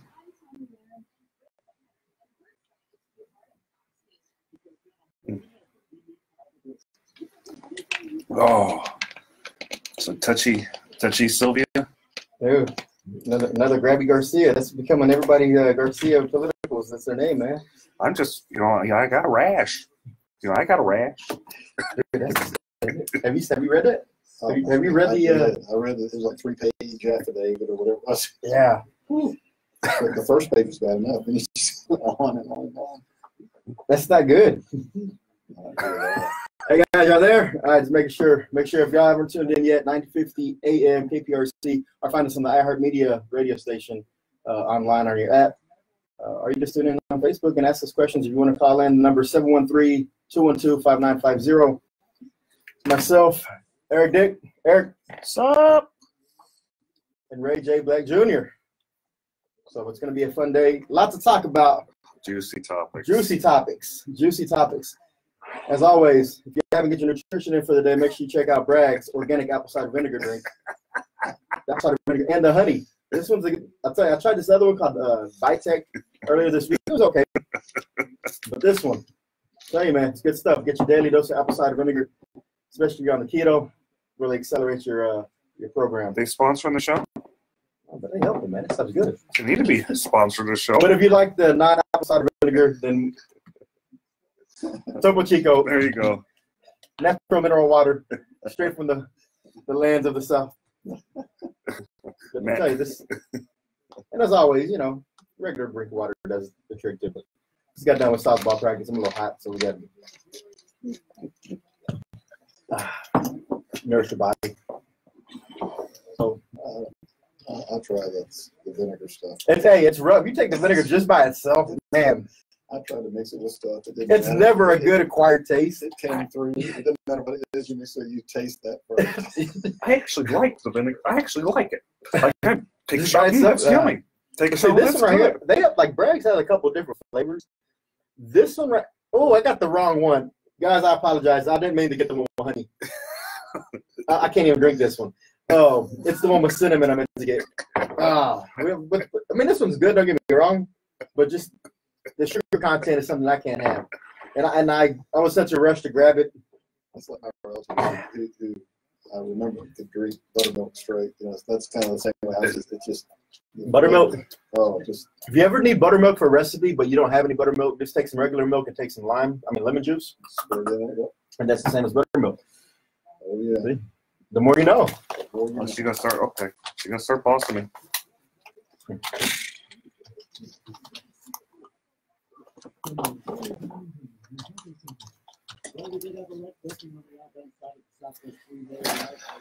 Oh.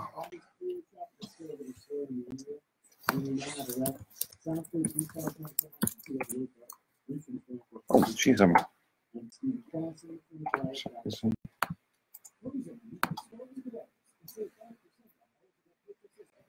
Well, I logged in as KPRC, but okay. Fair enough. I don't know if I have Instagram on this other phone. Rather than that.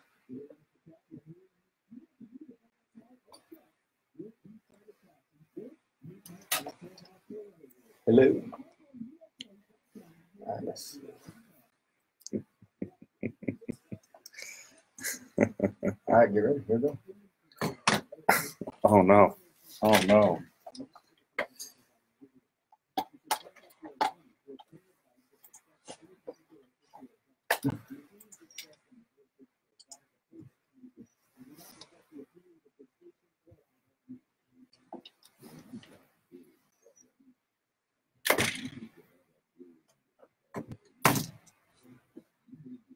I find a way to turn the monitor in here sometimes because, you know.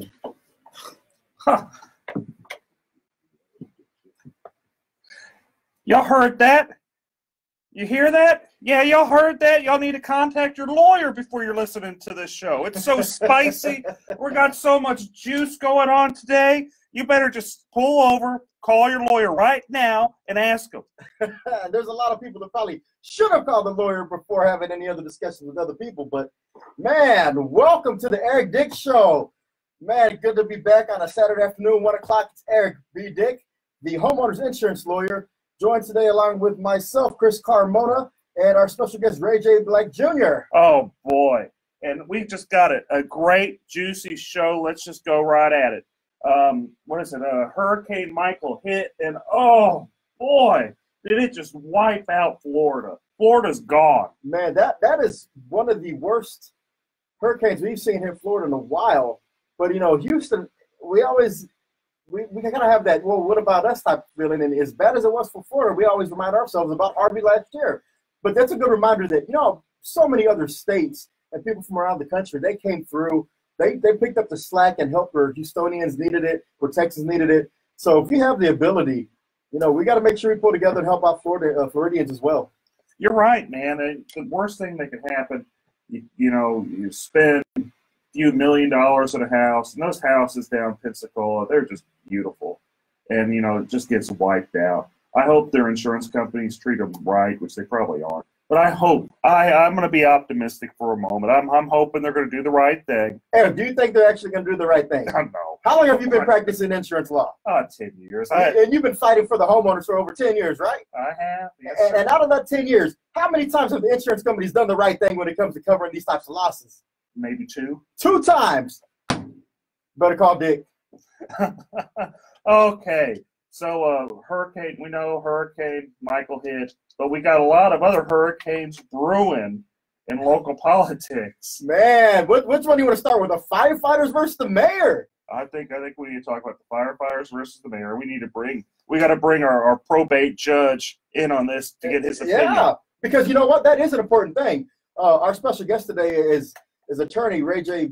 Black Jr. He's also running for probate judge in court number 2, I believe. That's correct. In Harris County. Now, how important is the probate court system in Harris County?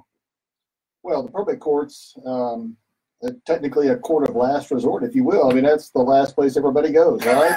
and when people do pass away and they have some types of defined benefit plan, such as a pension, we see with the firefighters, yeah, that can sometimes be litigated in the probate courts, correct? Absolutely. Anything that's related to an estate of a firefighter passed away, that's something that absolutely would be litigated potentially in probate court. Right. I mean, so with this, you know, the importance of the probate courts, the importance of firefighters, Eric, give us a rundown, man. What's going on with the fight between the mayor and the firefighters? Oh, Sly Turner? Sly. He's a sly man, isn't he? He wants to have his cake and eat it too. I mean, he's what the firefighters, what my people say, they call him Turncoat Turner. he begged them, oh, please, guys, you guys need to support me because that old bad Bill King, he's going to take it all from you. He's gonna, really throw you right under the bus. And lo and behold, the first chance old Sly got, he just threw those poor firefighters under the bus. You know, he thinks that making $27,000 is just fine. Now, from what we know, is Houston's not on par with the rest of the major metropolitan cities across the country in terms of firefighter pay, are they? Not even close. Just starting off, you make $27,000 being a firefighter. And I mentioned that because if I ever stroke out, right, which I'm hoping I don't stroke out, don't want to stroke out, hoping I don't stroke out. Prayers for Eric. You know, but if I do, I hope the firefighters, you know, they aren't too busy working their spare jobs, falling asleep for working their spare jobs, so they can actually, you know, I want them to be able to be, you know, make an honest living and be able to take care of people. So whenever they're stroking out, they can actually go help them. I mean, isn't that a novel idea? It is. I mean, I think all of Houston heroes should be adequately compensated. Mr. Black, what do you think? Well, unfortunately, what I've seen and just going out about campaigning is this issue has pitted the police officers against the firefighters, which is unfortunate because they both serve our public at large, and we need both adequately equipped and adequately compensated. And so it's unfortunate that you've got this issue, and I've seen statistics like you've mentioned, Chris, where our firefighters don't compare well with other metropolitan areas, and I don't know what the answer is, but it's unfortunate that it's turned out the way it is, where the two groups are at each other and on an issue that you would think would be something everybody could come together on. They should. Whenever I ran for mayor, and most, you know, I took the playbook from Rob Mossbacker. You know, public safety, your infrastructure, your basic city services, your necessities. You pick a few things, do a good job at it. But I don't see how we're doing a good job with public safety whenever our poor firefighters, they're making $27,000 a year. And we can all agree in this room, I think, that there's plenty of money in the budget being wasted in other areas of city government that aren't really necessary services that could be used for the firefighters' pay. What are you talking about? All that great art and the bike trails. So I think I love the bike trails. We have to have a green city, Eric. We have to have a green city. Well, you know, I know, but it might be on fire, but it'll be a green city. Yeah, that's a good point. I mean, I'm interested to see how this unfolds at the ballot box in November, but something tells me that this fight won't be over in November. That's going to be something that's going to be thrown to the courts, kind of like it has before. So don't tell them what's going to happen. But what I am happy about is that the firefighters are pushing for what they believe is right, and I just don't think they've gotten a fair rub in this. Kind of some background on this. Like how with the firefighters, they had a kind of a better pension, and in return, they were paid less. What Sly did is he went to the legislature, cut their pension, so now they're paid less and have kind of a lousy pension. The police, on the other hand, they were paid in advance. They have like a so-so pension. So, you know, really what's happening is the city's, it's overspending, and it's trying to basically steal firefighters' money out of it, and they're kind of trying to have their cake and eat it too, and it's morally wrong. I don't see where it doesn't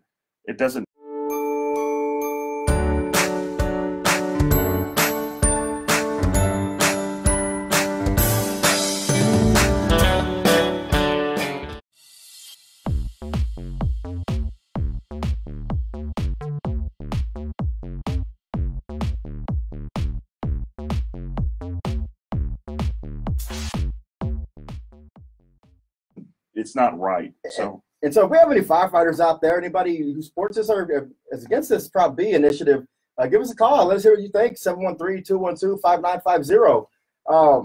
But that's not the only thing that's hot going on in the city of Houston right now. The bombshell just released. The Me Too movement is back, and apparently Sylvia Garcia may be involved with that one. We'll talk about that more. Oh boy, man, it is juicy. Don't go anywhere. You're going to hear about Touchy Sylvia soon. We'll be right back on the Eric Dick Show.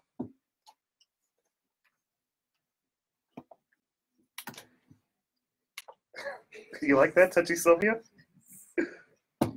Lord have mercy. I don't know. I like it. We'll go with it. Don't be rash when you do this. Don't be rash. Oh, no, I try not to be rash. I want to know where it was going before the clerk or the other lady interrupted and unlocked the door. just the visual that I got. Yeah. That just was not pleasant. It's not. Hey, I got two girls, and I'm sitting there going, "Daggum!" Yeah. I hear this. They're getting touched here by men, getting touched by women. What the heck? Yeah. I mean, your girls are older than mine, Chris. And now I got to tell them to watch out for both. Watch out, man! I've been overprotective on these. Side. I didn't think that would happen. I didn't think if you run around, oh, you want to see my rash? Well, I'm not a doctor. Well, you want to be my doctor today? Oh man, that's crazy, man. Oh, how about the stuff with Jolanda, like HISD? Yeah, hey, I got that. We'll finish the Garcia stuff, then move on to the HISD stuff. We gotta get both Garcias. So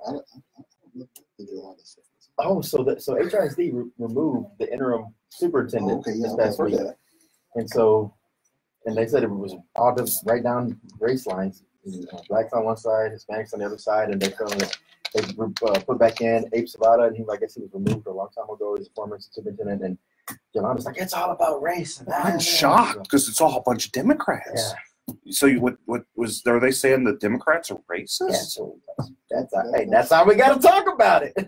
That seems very dude. I think it's this Democrat momentum, our alleged momentum, it's just crumbling, man. I think the Republicans may sweep now. I was a little. I hope you're right. I think it was a little iffy before. I was getting pulled under this morning that were still sketchy. It's not in the clear. We gotta talk about Emmett too. Emmett's move, which is Emmett's interesting. We'll tie that in with the HIC about the Denver Cubs, and then going to Emmett. Yeah, they go with Emmett. I see Emmett's play. Actually, I don't think it's a bad. I don't think it's a bad play. He's trying to break the street party vote. Dude, the Dems are crumbling. Man. They are literally crumbling. I mean, how can you? It's all self-induced. It's all self-induced. Well, to be fair, the Beto is pretty much self-induced from Ted, kind of not being sensitive enough. Whoever has these signs out there that says "Beto, stop texting me," I think it was Pyropack. Pyropack people, great, good guys, man, but that was just not a good idea because all it does is give Beto some more name recognition. You're driving by, you don't know what says Beto. It says Beto. So I know. I told him that too. Yeah. That Beto Pirate Pack. Yeah, that's what they're doing. All right, they'll come back in about 25 seconds.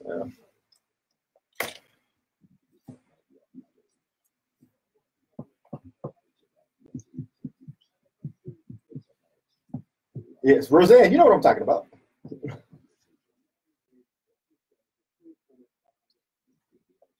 Hey, but they were trying. All right. Did you pull over? Did you talk to your lawyer? Can you tune in now? Is it okay? You guys clear it? Because I'm telling you, it's about to get really, really juicy. If you haven't got legal counsel before, now's the time. And man, all right, so before we left off, man, this Sylvia Garcia thing, it's fire. So apparently, everybody was up in arms about these allegations from years ago with the Supreme Court nomination process. Well, now Sylvia Garcia has these same allegations from 20 years ago with a female staffer of hers. Don't be rash, Chris. Don't be rash. What are you talking about? I have no idea what you're talking about touchy Sylvia. I mean, there's always been some allegations about, the other Garcia running in precinct 2, calling him Grabby Garcia, but now it's like everybody's last name Garcia running for office seems to have this problem, or alleged problem. I mean, what's going on over there? What's going on with the Democrats on the east end of Harris County? So what happened there? Wasn't it just some female staffer and what Sylvia's like, well, I got a rash. You want to see this rash? Yeah, pulls off her pants, runs around with her panties, rubbing it on her. Yeah, from what I read in this affidavit or the portion I got, I mean, it's pretty gruesome or pretty detailed in terms of Sylvia wanted her lead clerk to examine her as if she was a doctor and made her feel very uncomfortable. Mr. Black, in this age of Me Too, does that bode well for voter confidence in the Senate District 29 going forward in November? Congressional District 29, sorry. I would think not. I mean, with this Kavanaugh stuff in such recent times, and the new standard that's apparently out there with how we deal with accusations. I can't imagine this being a good thing for Sylvia Garcia or anybody else that's facing such interesting allegations. So does she need Eric? Does she need to step down or resign, because that was the Democrats' main thing against Brett Kavanaugh? He can't be a public official. He can't be anything on the Supreme Court because he has these allegations. So do we now hold that standard for Sylvia Garcia? I wish, but it's probably just like with Sheila Jackson Lee. Her constituents just don't care. If she wants to go around touching some girls, well, that's just touchy Sylvia. That's what she does, and that's unfortunately. You have another person, you have Congresswomen. Sheila Jackson Lee, she does all sorts of crazy stuff, and she gets voted in every time. Yeah. So you're also going to have her counterpart, touchy Sylvia Garcia, run around chasing women. Well, Philip Aronoff, who's running against her in this November, he's going to have an uphill battle on this, but at least that's something he may want to use as arsenal when he's talking to voters that, hey, I don't have any allegations of people, touching people inappropriately. And so if that's something that really moves the Democrats, maybe that's something he needs to focus on. What Philip should at least say is, whenever you are going around her, just don't take your girls, don't take your kids. and that's a valid concern. I mean, I know we talk about it loosely, but I mean, that's a valid concern because these allegations, and the affidavit says it wasn't the first time, and there were multiple other occurrences and instances.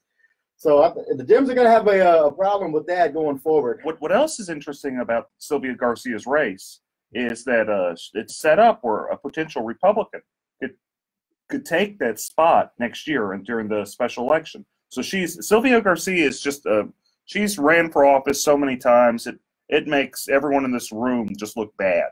And because we have not been nearly as active in running and losing elected offices as Sylvia Garcia has. Yeah. County commissioner, with the state City Senate, Council for a while. City Council, and now U.S. Senate. No, not U.S. Senate, U.S. House. Thank the Lord she's not running for U.S. Senate. Not yet. Give her a minute. I mean, that's just one, internal debate, internal conflict they're going to have. The Dems are going to have this November. Another one that's unfolding in front of our eyes we've seen this week is HISD, Houston Independent School District. Eric, what's going on over there? What I always find amazing is the level of just problems with HISD. When I say problems, you've got the former president who got convicted of criminal acts, stealing money, embezzling money. You've got them basically losing $20 million. I don't know how you lose $20 million. I don't know how you lose $1 million. I'm trying to find a way to find $20 million. But for some reason, they're really good at losing money. But now, apparently, this is the most Democrat HISD we've ever had. Every single person there is a Democrat. I don't even know if there's a man there. I think it's all female Democrats. Well, Sergio Lira just got elected to replace Manny Rodriguez in that special election last year. So you do have him on there. So you have one man. I think that everyone else is a woman. And you have what you have going on. Lunsford's on there, right? No, Lunsford's not on there. Lunsford was there. Okay, that's right. Lunsford's out. It's all Democrat women, save and except that one guy. That's true. And you have basically allegations and a movement that there's a lot of racism happening from the trustees. So my question is, because, Republicans always get bummed with, you're racist this, you're racist that. Well, hot dog, they're actually literally saying racism, and it's going on in HISD. It's all Democrats. Yeah, we just got confirmation. There's only one man on the HISD board at this time. And you bring up a good point, though. So from what I understand, the argument was this week is HISD is 70% Hispanic in terms of student population. And apparently there was conflict in terms of the allegations at least from Jolanda Jones, was that the non-black board members said they wanted better representation from the superintendent that reflected the body of the students.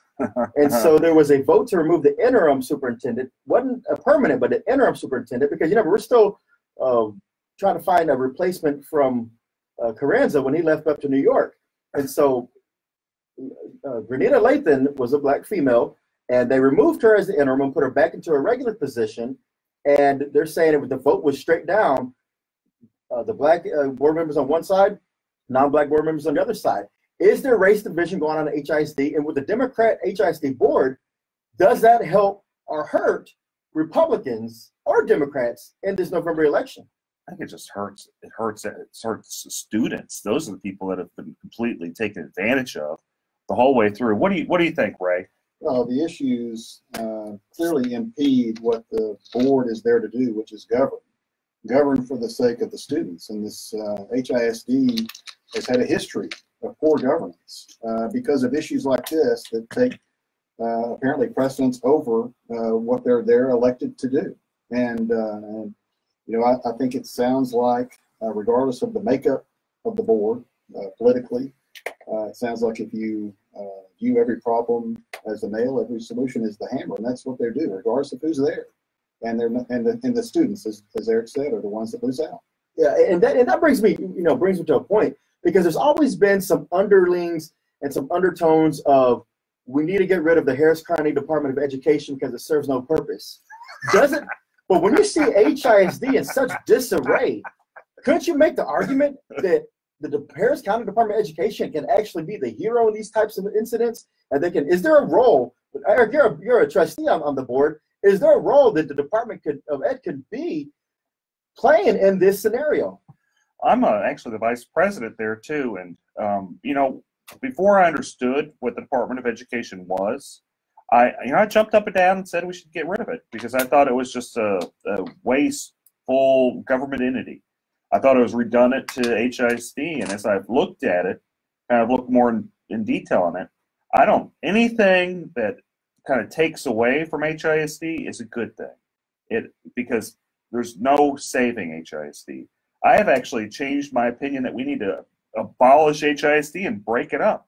It is just so insane. The shenanigans never end. For the last 6 years I've been paying attention to HISD. It's just problem after problem after problem. So I think the best role like a Department of Education could have is, go back to its original purpose.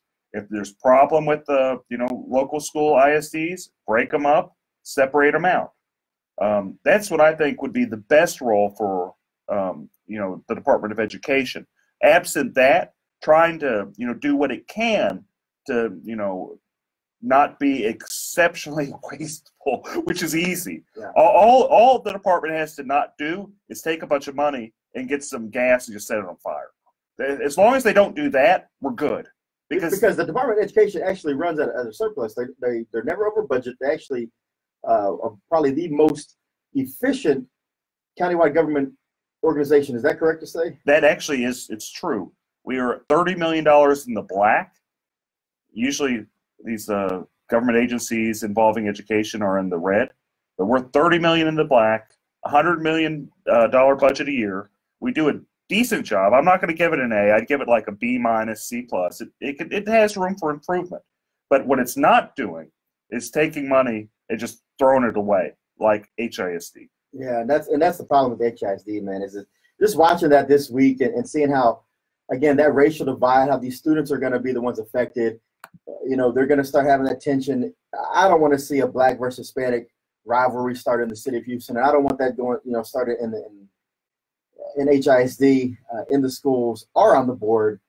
But I'm sure it's going to, we say political affiliation doesn't matter, but they're all Democrats and they're going to start turning on each other. There's going to be a lot of people who start saying, don't vote for Democrats, don't vote here, don't vote there.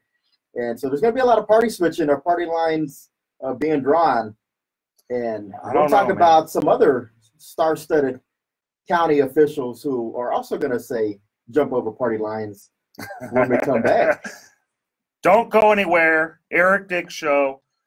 We're just warming up, folks. You better talk with your lawyer.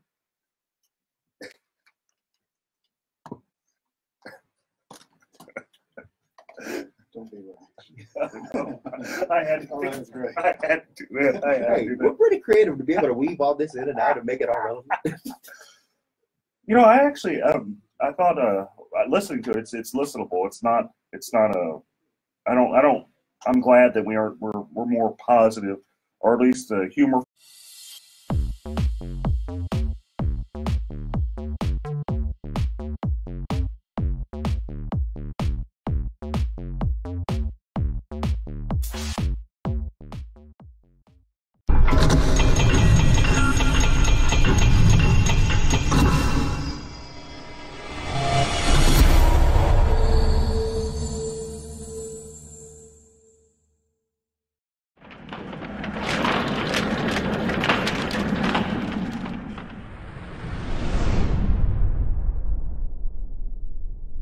stressful than. Yeah, we're not bashing, bash like some people always are.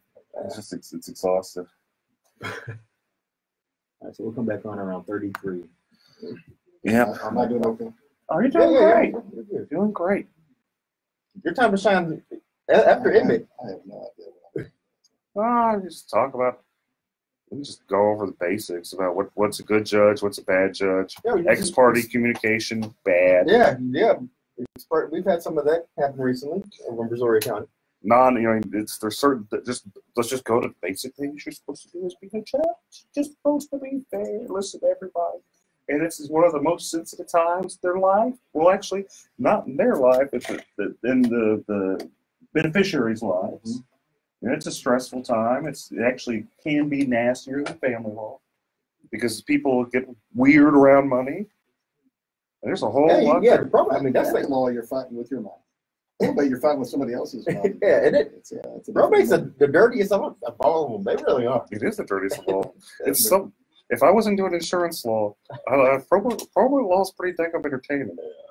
It's pretty you see some stuff there. Well, you got the one with the Anna Nicole Smith one was the classic. That was in the court I'm running. And then he hopped on that somehow with the family was the grandmother, right? Anna Nicole's grandmother, or who was it?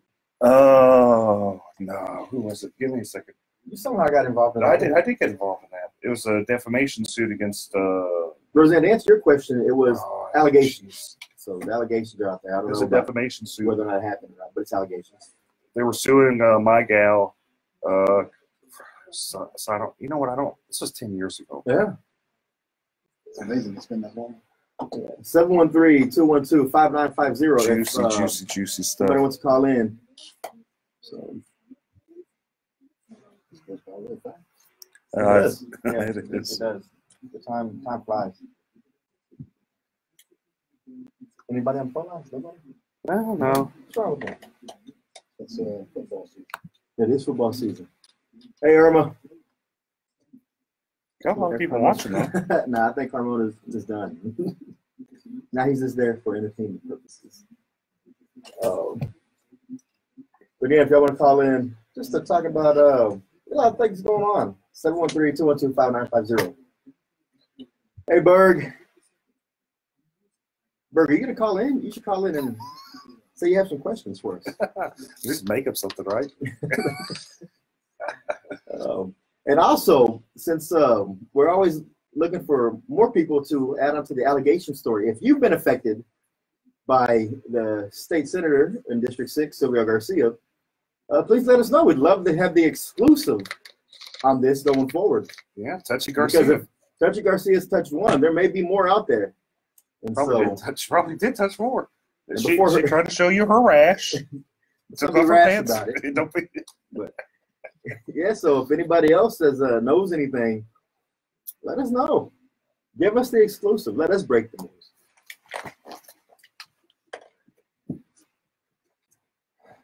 Man, Chris, I got this really bad rash on my leg, and I don't know. You want to see it? No, you know who doesn't need to see it though is your lead clerk if you had one. Okay, guys, we're back. All right. Oh boy. So what happened this week was just giant with Ed Emmett. Old hunker down. He said that. Well, one, he got the Chronicles endorsement. He got the Chronicles endorsement. I was shocked. He was excited. Oh, I was shocked. Who would have thought that the Chronicle would endorse old hunker down? And doesn't he live over at the Astrodome? Isn't that where he lives now? I think he has a personal suite being built underneath. So when we have the next hurricane, he can hunker down in his personal private villa. I mean, he loves that Astrodome. So anyway, who doesn't he love? Oh, he doesn't love Lieutenant Dan. He doesn't love Dan Patrick, apparently. Man, in a bombshell announcement this week, Ed Emmett, the Harris County judge, has publicly stated he didn't just say he was not going to vote for the Republican nominee for lieutenant governor. He went out and made sure he stated, I am going to vote for the Democrat, Mike Collier. That's huge. How does that affect Republicans down ballot? As someone who's on the ballot in November, Ray J. Black Jr., how does that affect you and the rest of your brethren running for judge this November, that the county judge has come out and said, break up the ticket and cross party lines? Well, since this is the last year, we're going to have straight party voting here in Harris County. It's important, I think, at least for Republican judges, that we get as many straight party voters as we can. I know that Judge Emmett does great work for the county, always has, and is very popular. But he's also not one to shy away from supporting Democrats and Republicans both. So I guess it remains to be seen whether those comments and the Chronicle's endorsement are going to have any adverse effect on the Republicans, but I certainly hope it does not. Do you remember Lloyd Oliver? I do remember Lloyd Oliver. You remember what Lloyd Oliver said that got him kicked off the ballot? He was supporting the Republican nominee. Yeah, he was. So my question is, Lloyd Oliver, Democrat for DA, he said, I think he said basically he was going to support. I don't even think he said he was going to vote for. He just said he'd prefer like some type of Republican over Democrat. And lo and behold, the Democrats are so outraged by Lloyd Oliver. The Tea Party Democrat, as he called himself. They were so upset about that Tea Party Democrat, they kicked him off the ballot. Will that happen here? Well, I think it's too late there because that was in the primary situations. I don't think they're going to kick him off the ballot, but I understand Emmett's position because he's a very strong candidate countywide. And he doesn't really necessarily need every single Democrat to win or every single Republican to win because he does have enough crossover appeal. But was it necessary in this instance to take that last jab? Because everybody's saying this is Emmett's last tenure or last term once he wins. Was it necessary, or was that just a potting shot to go as he leaves his last election? So if you're looking at it strategically, it could be necessary because you have like this overtone of Beto and him pushing for Harris County and likely to win Harris County. The question should become, how much does Beto win Harris County by? Does he win it by 10, 15% like Hillary did 2 years ago? Or does he just barely win it, or even hypothetically lose it like with like Ted Cruz, his election 6 years ago, where Ted Cruz just squeaked Harris County? He did. And that's the thing. With the county so competitive, I'm shocked. I am truly shocked that the Harris County Republican Party chairman would not have that discussion with Ed Emmett prior to making such a bold statement. But am I shocked that he didn't? Yeah, I'm probably lying if I say I'm shocked. Well, let's kind of go into that. Just a minute. This is a good thing to kind of. I'll let y'all talk about that one. Let me veer off just for a minute on this, because you got, if I remember right, the financial chair of the Republican Party, who also is very influential in an organization, and that organization endorses Democrats. So you have that kind of tying on. The HRBC, who endorsed Democrats over Republicans, though it did primarily endorse Republicans, it's an alleged Republican organization that does support Democrats. To deny that is to be dishonest. And you have someone with such close alliance to the Republican Party, that brings me some pause. It also brings me some pause that the consultant for the local Republican Party is tied in with Strauss, and just an excruciating moderate. All this tied together with, guess who was on air saying vote for Paul Simpson? It was Ed Emmett. No. So. No. I don't know. Don't say it ain't so. Oh, so you see all this stuff going on, all this, loosey-goosey Republican, winking, playing footsies with Democrats. You wonder, is this like an inside job to sabotage in some certain races? I don't know. I hope it's not. I'm going to be positive about it. But dadgum, there's a lot there. And that's the thing. The party has given full resources to Ed Emmett and the likes like Sarah Davis, who's very in a competitive district herself. And there's always that preach about big tent. But when you take a shot at an ultra-right conservative like Dan Patrick, is the Harris County Republican Party truly a Big Ten party now? Or is it just saying, if you're not moderate, probably don't have a spot here for you? Yeah. Well, I don't know. I mean, those are the questions that are probably going to be answered soon enough. Big tent when it's convenient for the party. Whenever you're paying to play, it's Big Tent. Yeah. So let's kind of maybe turn the page. Well, now we have the election coming up. That's true. And, you know, today's special guest is a longtime practicing lawyer, great mind, great scholar, good friend of mine, and also a stout judicious mind. That is Mr. Ray J. Black Jr. Welcome to the Eric Dick Show. Thank you, Chris. Thank you, Eric. And Glad to so be here. you are running for, like I said earlier, the Harris County Probate Court number 2. And that's a very special court in Harris County because there's 4 of them, because the legislator has specifically drawn out in certain jurisdictions, you have a specific probate court instead of just going to a regular district court or a county court, correct?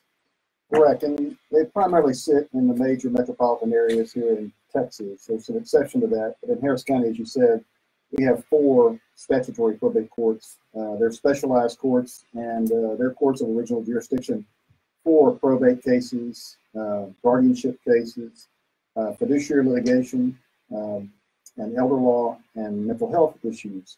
And because they're specialized, their jurisdiction is actually broader than your average probate court. So there are issues that can be related to probate or guardianship cases that are not probate and guardianship related or specific, but they get drawn into probate courts, and so they have broad jurisdiction. The same as you might find in a district court, for example, where they hear personal injury cases, so can a statutory probate court, or they can hear divorce cases and family law, so can a statutory probate court if it's related to their underlying issues. Incident appertaining to an estate or one action. And so one of those would be if, for example, if there's a wrongful death action, if it's there in probate, during the probate period, and someone in the family files a wrongful death, would that go to the probate court or would that go to the district court? It depends on the filing of matters. So sometimes those cases get filed separately. So if you have a personal injury case where someone dies or is severely injured, then the probate or the guardianship, if there's one, may get filed over in the statutory probate court, but the personal injury case may end up over in district court to start. But it's not uncommon for those personal injury cases to get drawn back into probate court if it warrants a transfer. And it's not unheard of. In fact, for years, when I first started practicing, when the district court dockets were so backlogged, it was not uncommon for cases to get pulled over in probate court because they had more time to hear the cases, and you got a lot faster a trial schedule, and you got a result quicker than you might in district court. Okay, and so another example, say I have a guy that owes me maybe $200,000 and he passes away. I mean, I'm sure I still want to collect my money somehow. Where do I go and file suit to collect my money from that estate? So as a creditor of somebody's estate, if there's a estate pending, you can file a claim in that estate for the amount that you believe you're owed. There's a process for that. And so it's important, as Eric says all the time, you need to get your lawyer involved. But it is a very complicated process at times. The probate system is statutory in nature. There's a huge estates code that your average lawyer, I think, can even be intimidated by because it's just so much to wade through when you have issues like that. But that's where they would file it in the probate court in the estate. Or if there's not one pending, they can even open an estate for that deceased person as the creditor, and they can proceed with their claim that way. I just note that the probate code is exceptionally complicated.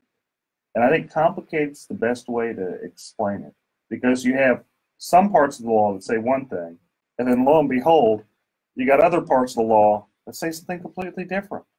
So you've got almost contradictory. It is contradictory.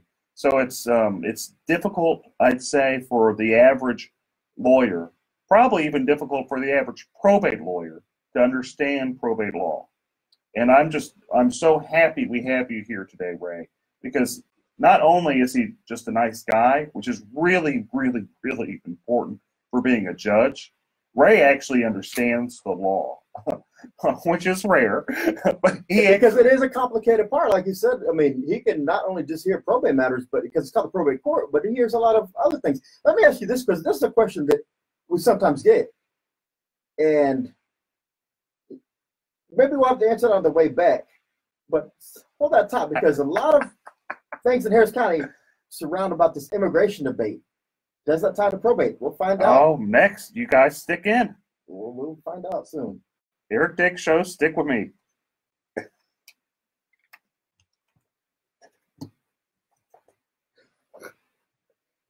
So what is the question? Oh, yeah. Okay, so when schools, so you have school districts and you have families who they have kids that are over here, but not necessarily the parents, but they have relatives that live here, and so the kids want to stay with the relatives and go to a school here. School sometimes says, okay, we need somebody who says they're the guardians. Does that, you need an actual guardianship? Or do you just have to have a power of attorney over the body, or the person, not the estate? Gotcha. No, the answer. With the parents back in whatever country, does it go? That's so. Because I get that question. Feeding rocks. It should not be a crime to feed the homeless. Feeding rocks. A good Samaritan should be punished for acts of kindness. Feeding rocks. Because it's more of a crime to turn your back on a starving person. Feeding rocks. You shouldn't go to jail for sharing food. Feeding rocks. You can't in good conscience let a hungry person starve. Feeding rocks. Help us legalize charity. Go online and sign the petition. www.feeding.rocks. Feeding rocks.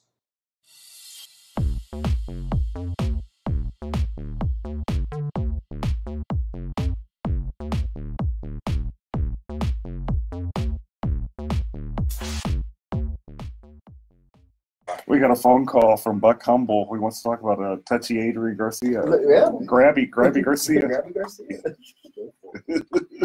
Oh. Okay, so we have a call that he wants to talk about Adrian Garcia, and his name is Buck Buchanan. Buck Buchanan, we know Buck Buchanan. I'll talk about Grabby I Garcia. figured you must. Buck has, I have a picture of Buck taking my son. The name of the show is The Eric Dick Show. It's on KPRC AM 950. Right there. So, and then Eric, right here. So yeah, if you go on to 950 AM in your radio or go on the iHeartMedia app, look for it. You'll see it. We're on live right now. Man, why don't y'all tell me my hair was all discombobulated? Y'all gotta look out for me. Y'all are looking out for me today. I have a face for radio. I got a face. Today truly is the face for radio. The number is 713-212-5950. So if y'all want to call in again, 713-212-5950. Grabby Garcia. That's you, Sylvia. Grabby Garcia. You just don't go. You go into you go to precinct 2. Unless you go to the East End. Unless Mormon's around watching you, you're gonna get touched. Thank God you got a Mormon right there. I'm trying to get them off you.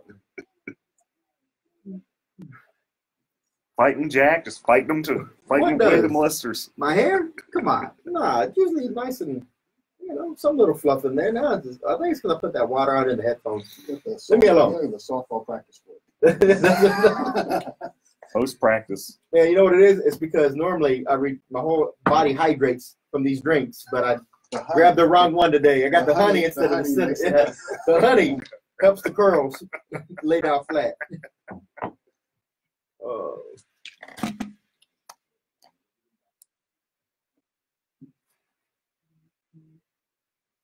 Okay. Yeah. 10 seconds. So Buck comes on. There you go. All right, folks, we're back for the final segment of the Eric Dick Show, and I hear someone's calling and want to talk about Grabby Garcia. You better watch out if you're in the East End. You better watch out. You got 2 elected officials that got some slippery hands. Gonna touch you. You there, Buck? Hey, man, what's going on? Welcome to the Eric Dick Show. Please.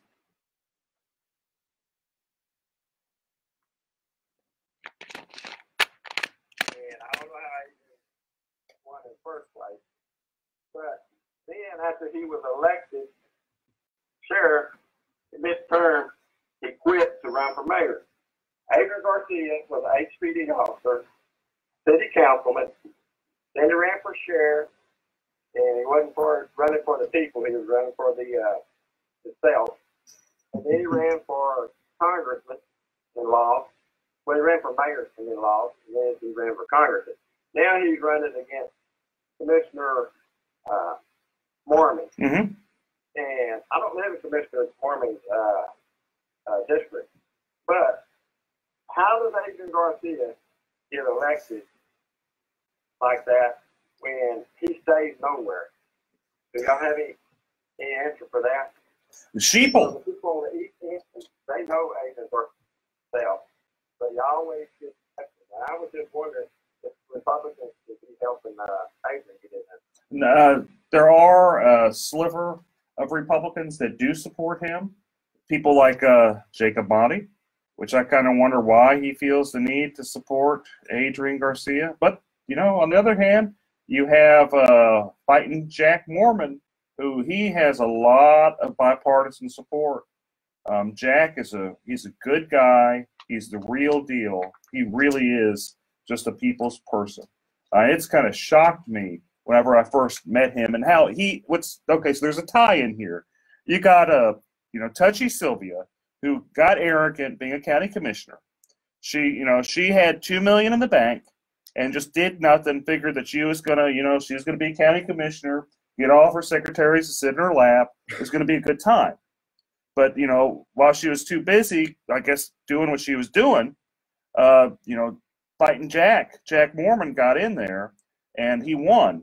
He won by just doing the basic things, going door to door, letting everybody know it was time for a change. He's going to do a good job. And the guy he really has done a good job. I don't see him losing Precinct 2. I just don't see it. He has run such a tight campaign. He's been everywhere. If you're in Precinct 2, you're going to walk around. You're just going to see him just driving by. That guy is everywhere in Precinct 2. If there's just like a bike show, you're going to see him there. He's everywhere. And so, but to answer your question, I mean, Adrian, got elected in, I think it was 2008, first as sheriff. It was against Tommy Thomas. Against Tommy Thomas, and you got to keep in mind at that time there was some internal issues going on with the Thomas campaign and the administration, and so that's how Adrian was able to get the confidence of the county people. But thanks for your call, Buck. Let's move on to Jim. You there, Jim? Hey, Jim. Did we lose Jim? I don't know. You there, Jim? Yes, sir. What's going down? Welcome to the Eric Dick Show. I love y'all's and I continuously support. And I just had a quick question in regards to the law career. Chris Carmona is actually a Facebook friend, and I heard about it through his promotions on his Facebook Live right now. So what's up, Chris? Thank you. What's going on, Jim? Hey, man, I'm on 1L year at Texas Southern University Thurgood Marshall School of Law, and I just wanted to ask some advice in regards to pursuing my career as an attorney. Is there any advice that you might have before I finish and I graduate as far as positioning myself in a way where I can, maximize my opportunities? I definitely want to make sure I preserve my energy. Absolutely. Network. You want to build your network. That's the best thing you do. I know a lot of people are going to focus on getting good grades, make sure you're at the top of your class. And that's important to make sure you pass, but your network is going to be the thing that makes you successful. And another thing, get politically involved, because law and politics go hand in hand. And one way or the other, you're always going to be involved somehow. And the more you know, the more people you know, it's going to enhance your network. But it's also going to give you brighter minds to surround yourself with. And it's going to surround yourself with people who actually make decisions once they get elected on the bench. You'll have that opportunity to know their mindset because you converse with them, you hang around with them, and you network with them. So build your network. Also,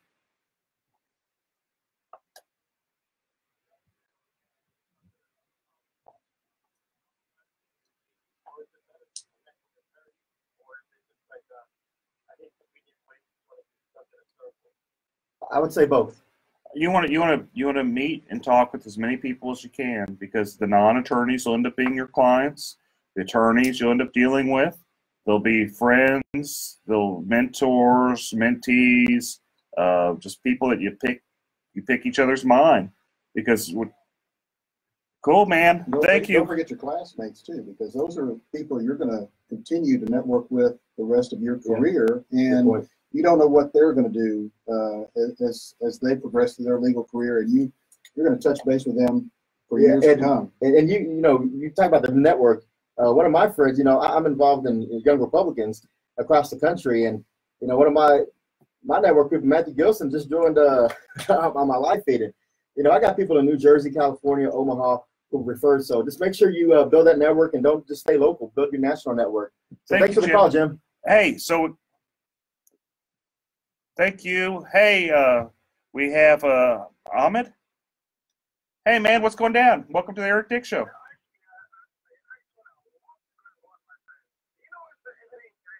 And exciting when we talk about politics in America. That's why I'm personally writing a book, which is not done yet, going to be Immigrant for America. I ran for county commissioner, I ran for county judge, I ran for youth Congress, I ran Republican, Democrat, Independent in Kansas, and I'm here. But you know what? I love America. Last election in year 16, I was the Democratic nominee for county judge. Okay? Congratulations. I have a law degree. I have a doctorate degree. I have a security clearance from the feds in all three. Wow. I'm highly educated. I'm a businessman. And guess what? Because the name Hassan homeless can beat me in the primary. And that's why I keep running. Because the people, they need to change their image. They love you as a lawyer, as a businessman, as a doctor, as whatever. But when it comes to election, they do not vote for a name, which is sad because we all immigrants, but people don't realize that. That's a name.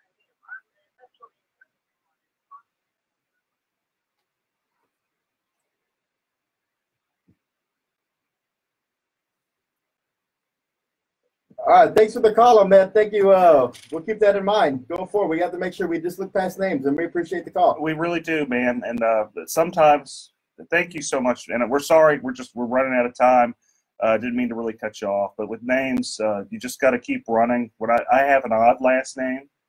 Some people consider it a lot of different. A lot of different people have different opinions on it. Yeah. And so, again, one last question in terms of probate. While we have Ray Black here, does immigration in any way play a role in the probate court, especially in Harris County? There's always that the issue of immigration that pops up one way or the other. Does that play a role in the probate courts? And if people are parents from another country want to send their kids to Harris County to live with a relative, do they need to go through the probate process for that? Well, it depends. If the school district, which oftentimes needs someone with some legal authority to speak and make decisions on behalf of the child who may be here, you may actually have them ask that a guardian get appointed for the minor to have some legal authority to make decisions for them. And if that's true, then of course the probate courts are the place to go. That's where we do guardianships, and we do them for everybody who is fitting in the statute as someone who's, as they claim, incapacitated. But being a minor is part of the definition of being incapacitated. So they fit into the system. And as needed, we take care of those minors. It's not uncommon. It doesn't have to just be with the school district. We see that all the time. We talked earlier about personal injury cases. Personal injury cases affect everybody. It doesn't matter whether you're a U.S. citizen or not. In your case, may end up in probate court. So we cover all facets of that. And while we don't deal with immigration directly, we certainly deal with people who have an issue. Thank you, guys. Don't forget to vote. Election's coming soon. Thank you so much, Ray Black. He's a great guy. He is, and Ray is again one of the most knowledgeable attorneys I know, not just on probate, but with a lot of things. So remember, November, look for those names on the ballot, people that you can trust, and Ray Black is one of them.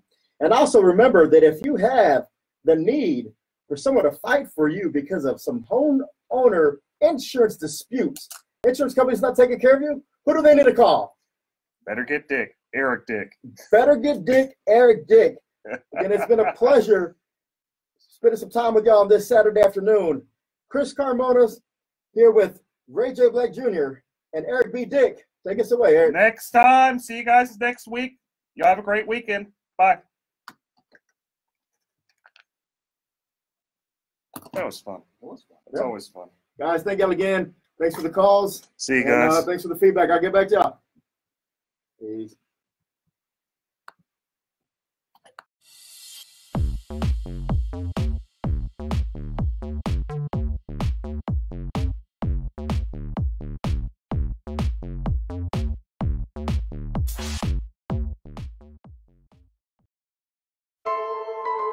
A local pastor is fed up, and he's challenging the Houston homeless feeding ordinance. And the city requires you to get a permit if you are going to share food. He can't get a permit because he doesn't know where he's going to share food. Philip Paul Bryan regularly keeps cans of tuna and water bottles in his car to hand out to homeless people. But under the current city ordinance, he's breaking the law.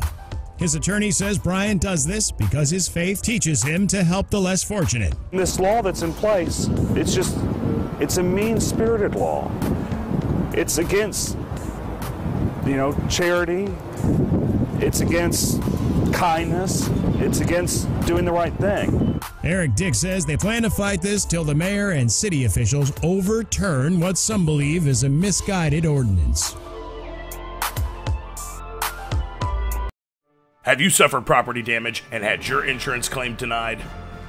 Hurricane Harvey may be the most costly storm in history. And if your home was damaged and your insurance company did you wrong, well, this is America. We have rights. You have the right to hire an attorney and sue them. You have the right to call me for a free consultation at 833-3-HARVEY. That's 833-3-HARVEY. Don't let your insurance company take advantage of you. There's always hope. Call me today at 833-3-HARVEY.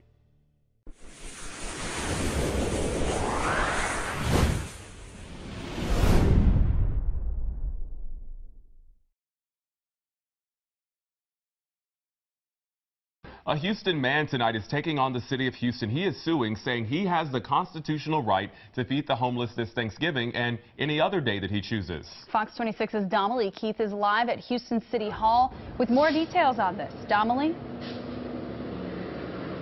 Yeah, you may remember the charitable feeding ban went into effect a few years ago, making it illegal to feed the homeless. Well, Philip Paul Bryan says it shouldn't be against the law to give food to someone in need. He says it should be the other way around, a crime not to give. Of just trying to make sure a fellow human doesn't starve. It sounds simple enough. We aren't asking for anything else than to be able to give food to those that are less fortunate. Please let us do it. Houston City Council members say they passed the charitable feeding ban to ensure homeless people receive food prepared under health code regulations, and so those in need will turn to an organization to eat, so they will receive other resources, services, and shelter as well. Many of them take probably no more than 150 people.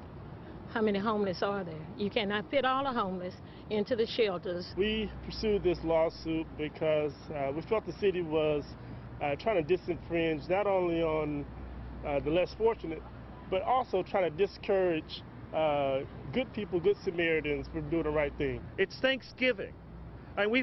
It's the whole purpose of this holiday is to share food and eat. Let us practice our religion. Let us follow our faith. That's all we're asking. If someone doesn't give them food, they won't have food to eat that night. Bryan says a number of groups wanting to set up outdoors and feed the homeless this Thanksgiving are discouraged for fear of being punished by the police. There's going to be a lot of people who are on that border of saying, yeah, do we feed them, do we not feed them, do we want to go to jail, do we want to get a ticket? Now, those who want to gather and feed the homeless have to first get permission from the city, and depending on where you plan to set up, you'll have to get permission from the property owner as well. There is a $500 fine for violating the ban, and you could go to jail if you don't pay that fine. We're live in downtown Houston. I'm Domily Keith, Fox 26 News.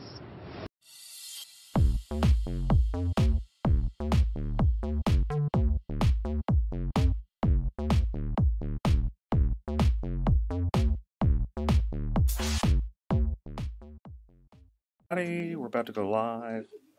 About 7 minutes. We've got a bunch of great guests, a bunch of great topics. You can message me. If you guys message me, I'll respond. Oh. Let's see. My handle is at Dick Law Firm on most Twitter, Instagram.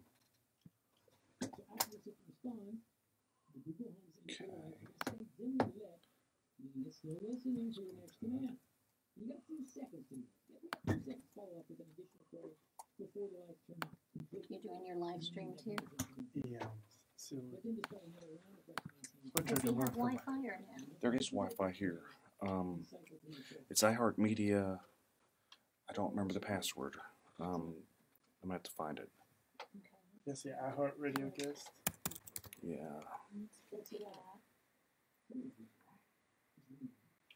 Radio guest. No jumping.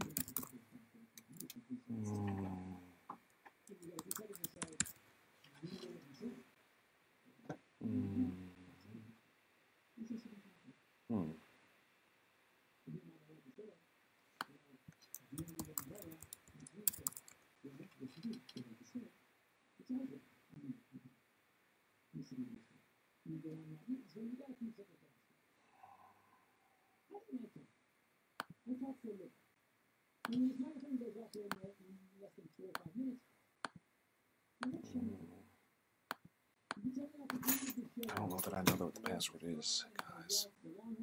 I'm looking for the email where they sent it to me.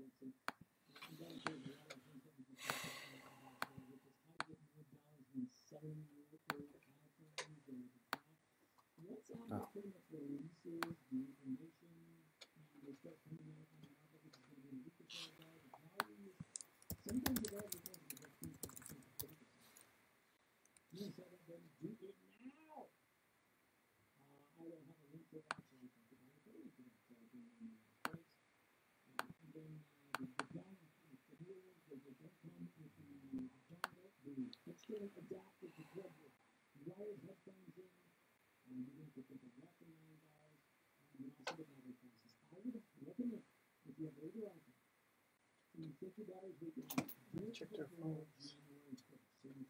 I checked their phones already. I put mine on vibrate. Yeah, mine's on vibrate. Probably better put in your pockets. Yeah, I watched the debate last night. I saw clips of it. That's it.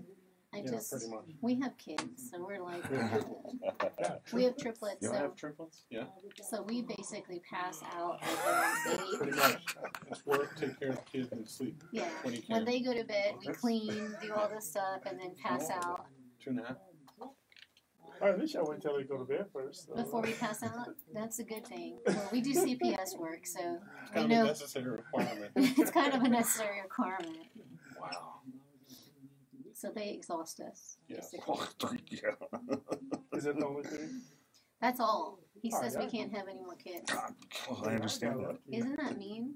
We just knock the ball out in one while. People say that. It's not quite as amazing as you would think to knock Yeah. them all out in No, one shot. I definitely see the benefit of.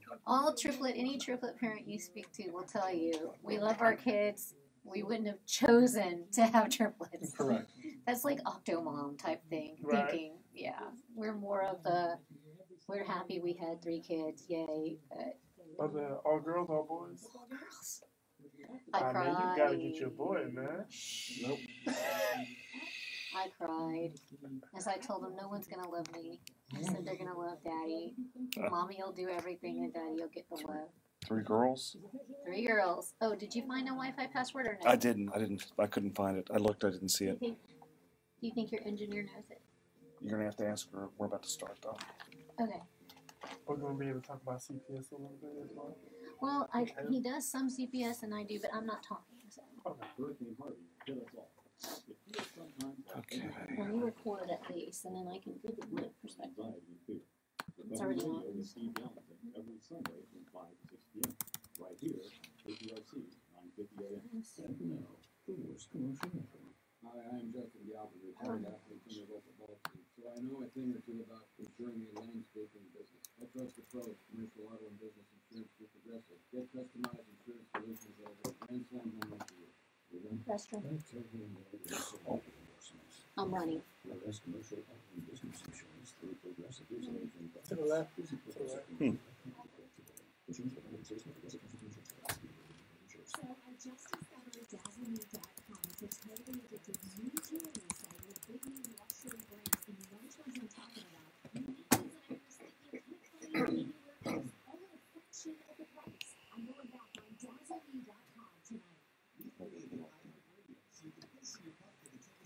Maybe doesn't necessarily work. Ah. Okay.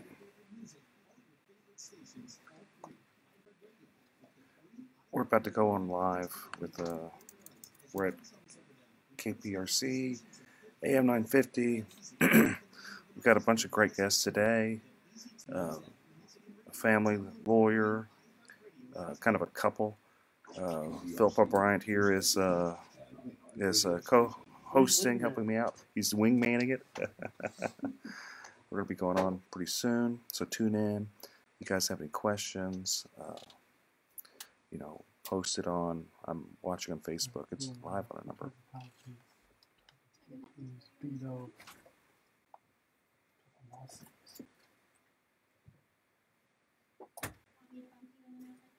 That's fun.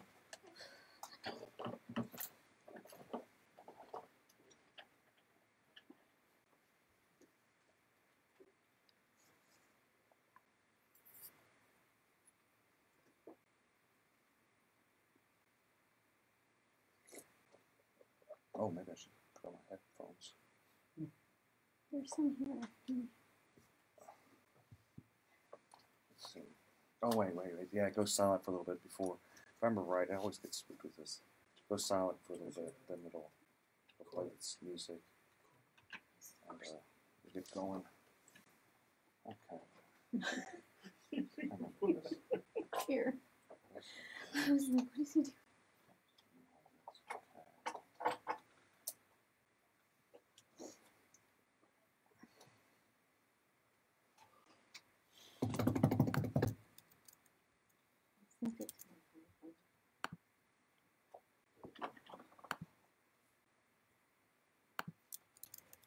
I didn't know Beto had a DWI. You mean Bill? Oh, Beto. Beto. Didn't he have someone like his dad that was a judge covered up or something like that too? Did his dad last night? Very well could be. That'll make for some, That's gonna be some good radio. You guys getting a preview of what we're gonna be talking about. Juicy, only the juiciest here.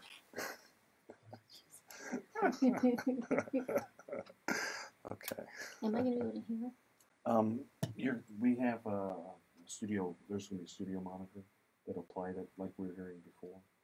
It'll play. Oh, in the background. In the background, yeah. Okay. If there's a good family law question, can she answer or is that? I don't mind. Y'all can both answer. Okay. There should be a mic right there. That might still be on. There should be both mics on for people. No, those criminals up there. Well, if he says for me to do it, I can push mic on. Yeah, just hold on.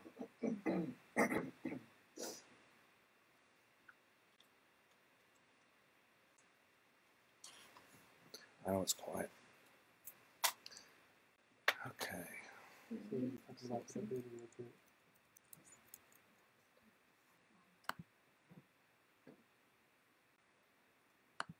This is Russell Newman and Newman Rodriguez. Then it's live on AM 950. Can you take some questions, give some answers, and we're on the Eric Dick Show. Hope to hear from you.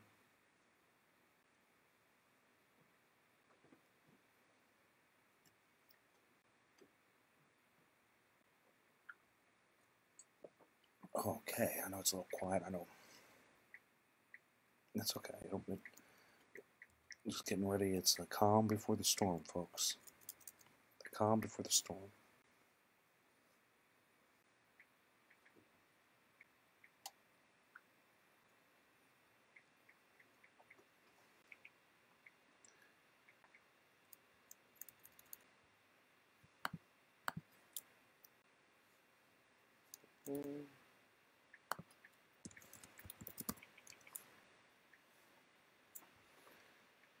Okay.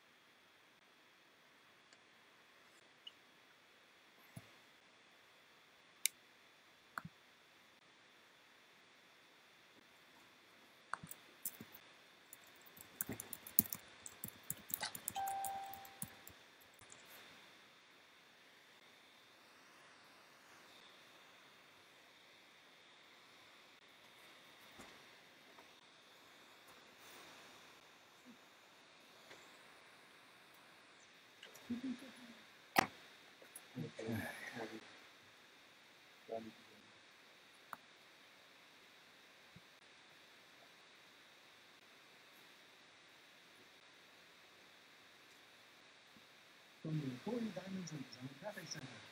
We did have an accident working on the outbound side of the road freeway. We put recount to the backing up into the downtown area. It's not cleared, but things still might be slowed up in line. We do have construction related outbound on the Southwest Freeway, approaching West Loop, but now the backup from Stephen Cross. 24 hours traffic center. Adjust that. This report is the headphone volume there too, if it's too loud.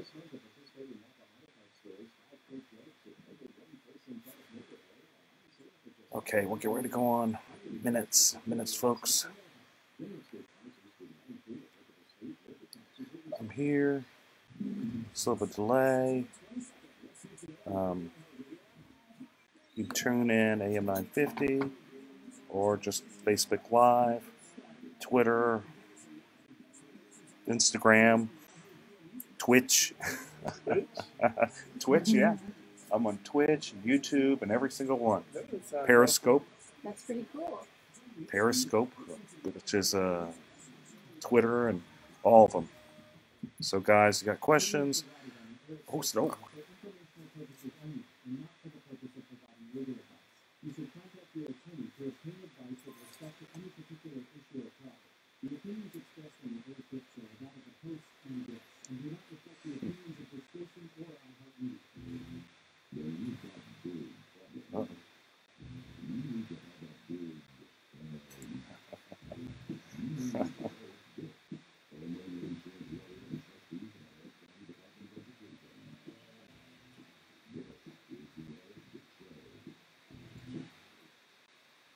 Whoa, I'm back again, back for more. Oh boy, and I've got a number of great guests today. We got a lot to talk about.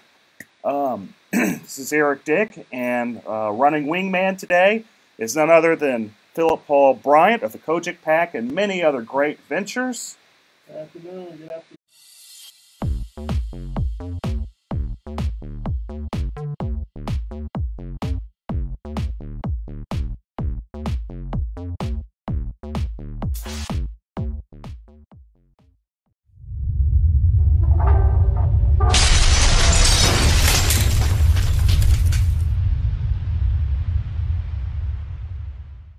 Property damage from Hurricane Harvey is devastating. That pain has been made worse by your insurance company underpaying or outright denying your claim, sometimes without even inspecting your home. I'm attorney Eric Dick, and it's my job to make insurance companies accountable.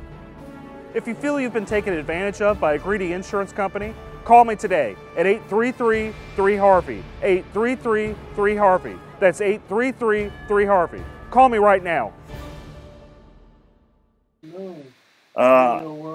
We're live on AM 950, live on a number of social media handles, at Dick Law Firm.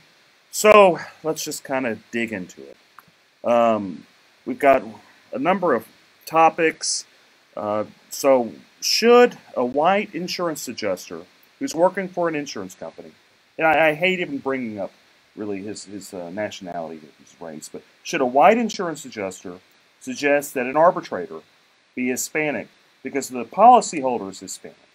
I asked that because I had this happen to me. I had this adjuster, his name is Kevin Horomas, who's kind of a jerk. You gonna call him out Yeah, here? I'm gonna call him out. He's kind of, in fact, he really is. He's just not a nice person. What I've learned in this world is you've got good people and you've got bad people, and he is. Anybody that knows him knows he's not a very good person. So, anyway, he suggests, and I'm just going to read what he wrote in email.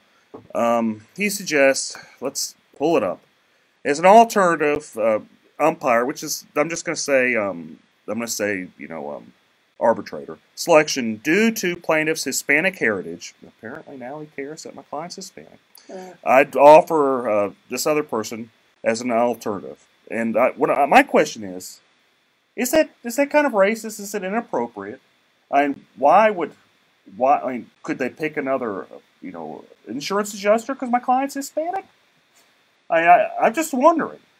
Since the guy all of a sudden cares, is that appropriate? I don't know. What do you think, Philip? Is it appropriate for an appraiser to request a umpire that's the same nationality as the client?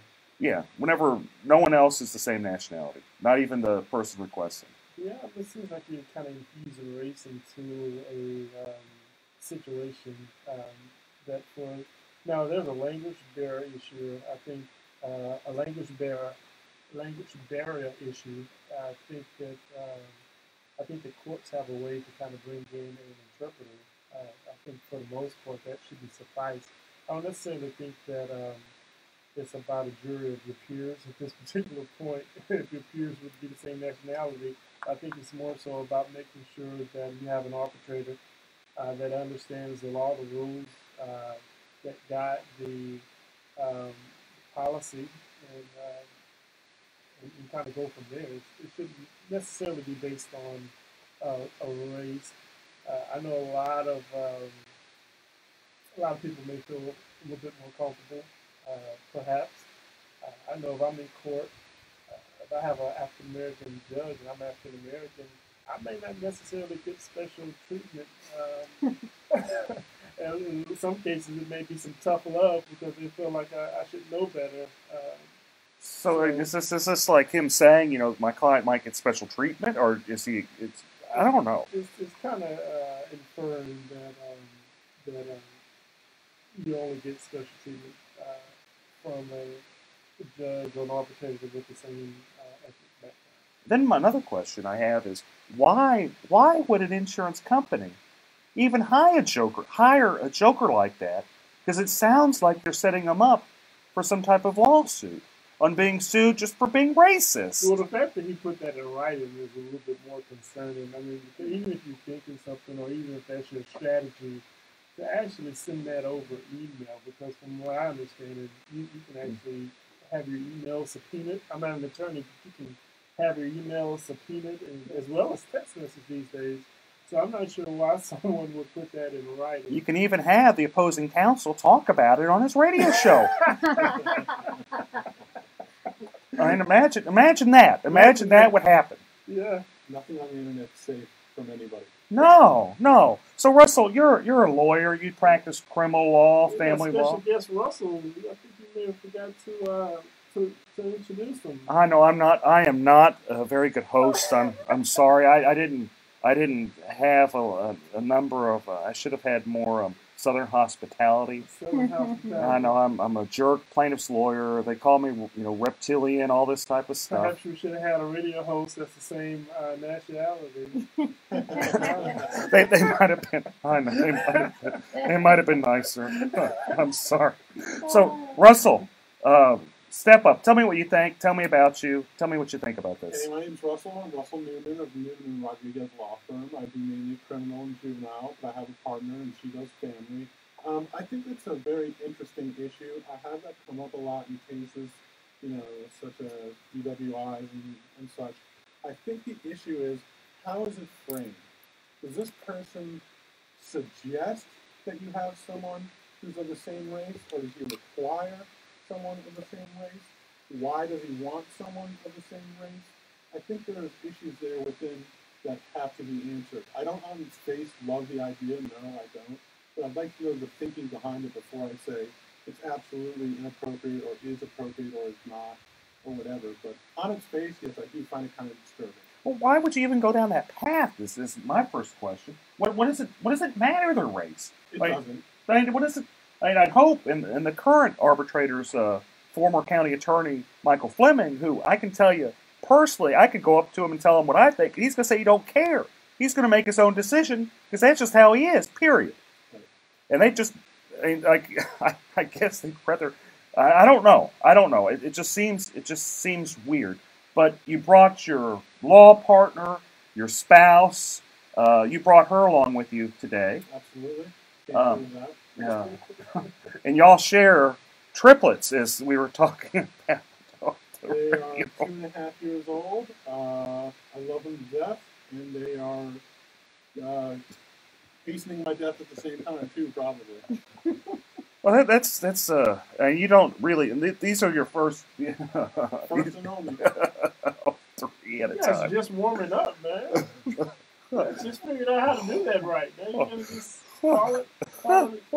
If they're great or if they're screwed up, I've done my damage. Having 3 at a time, that is a lot. What we were talking about. You're afraid they'll have another 3 at a time. And end up with 6. Yeah. She may never be touched again. I sometimes joke with my spouse that having children is the best form of birth control. No, having 3 kids is the best form of birth control. That's very true. Oh, okay. Okay. We're going to take a little bit of a break. Talk more with Russell and Philip O'Brien about some other great topics. Thanks, guys. We'll be back.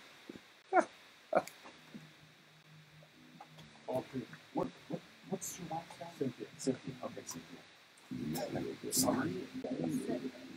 Oh, thanks for calling me out. I seriously doubt that the company knew that this guy thought like that when they hired him. They hire him because he's a joke. They really do hire him because he's a joke. You think it's an intimidation factor? No, I think what it is he's afraid Fleming's going to be there. He's always there, and he's just trying to bait. He's trying to bait the other person.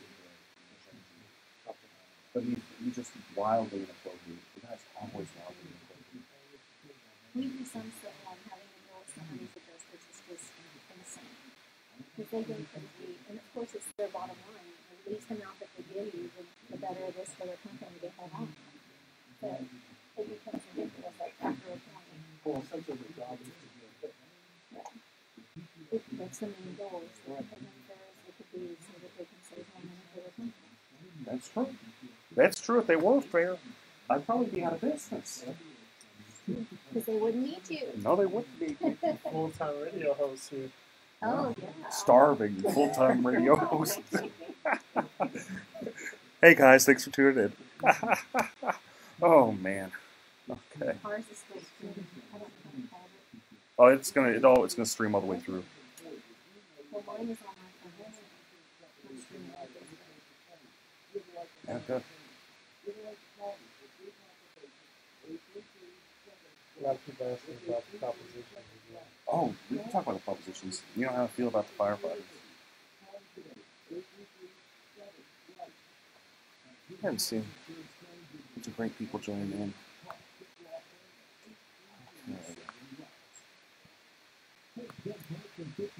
Oh, man, we got a great crowd. Okay. Oh, so now let's go back. Go back with the State Farm having to pay $250,000. They agreed to pay $250,000. $250 million. A little too $250,000 in the $250 million for Judge Fixer.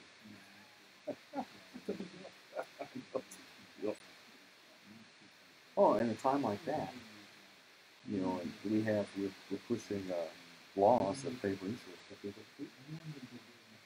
And then Republicans wonder why, you know, Ted Cruz is having such a hard time. Why it's a competitive race. They seem surprised, seem shocked.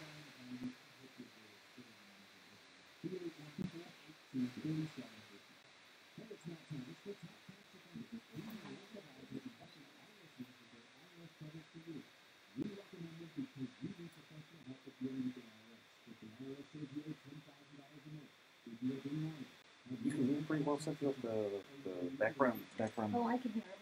No, I just hear you guys. Oh my gosh. I don't even know. I didn't even pay attention. Once it started, I was listening and laughing. It's a good show. Feel free to jump in. We talk smack for a little bit. Oh, I was laughing. I'm still, to be fair, I have two kids, a 5-year-old and a 2-year-old.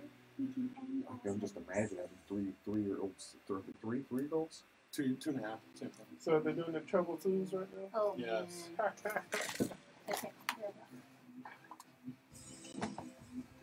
I'm back with Eric Dick on my little show we got here with Philip Paul Bryant running shotgun. We've got a great law couple, Russell and Cynthia. Was it Newman? So then we're talking law and politics because that is just the most fun stuff to talk about on a Saturday afternoon, folks. It's just great. Okay, so what I saw in the news sometime back is State Farm agreed to pay $250 million, not thousand, not hundred. $250 million. A quarter of a billion. Quarter of a billion. And the allegations were that they fixed the judge.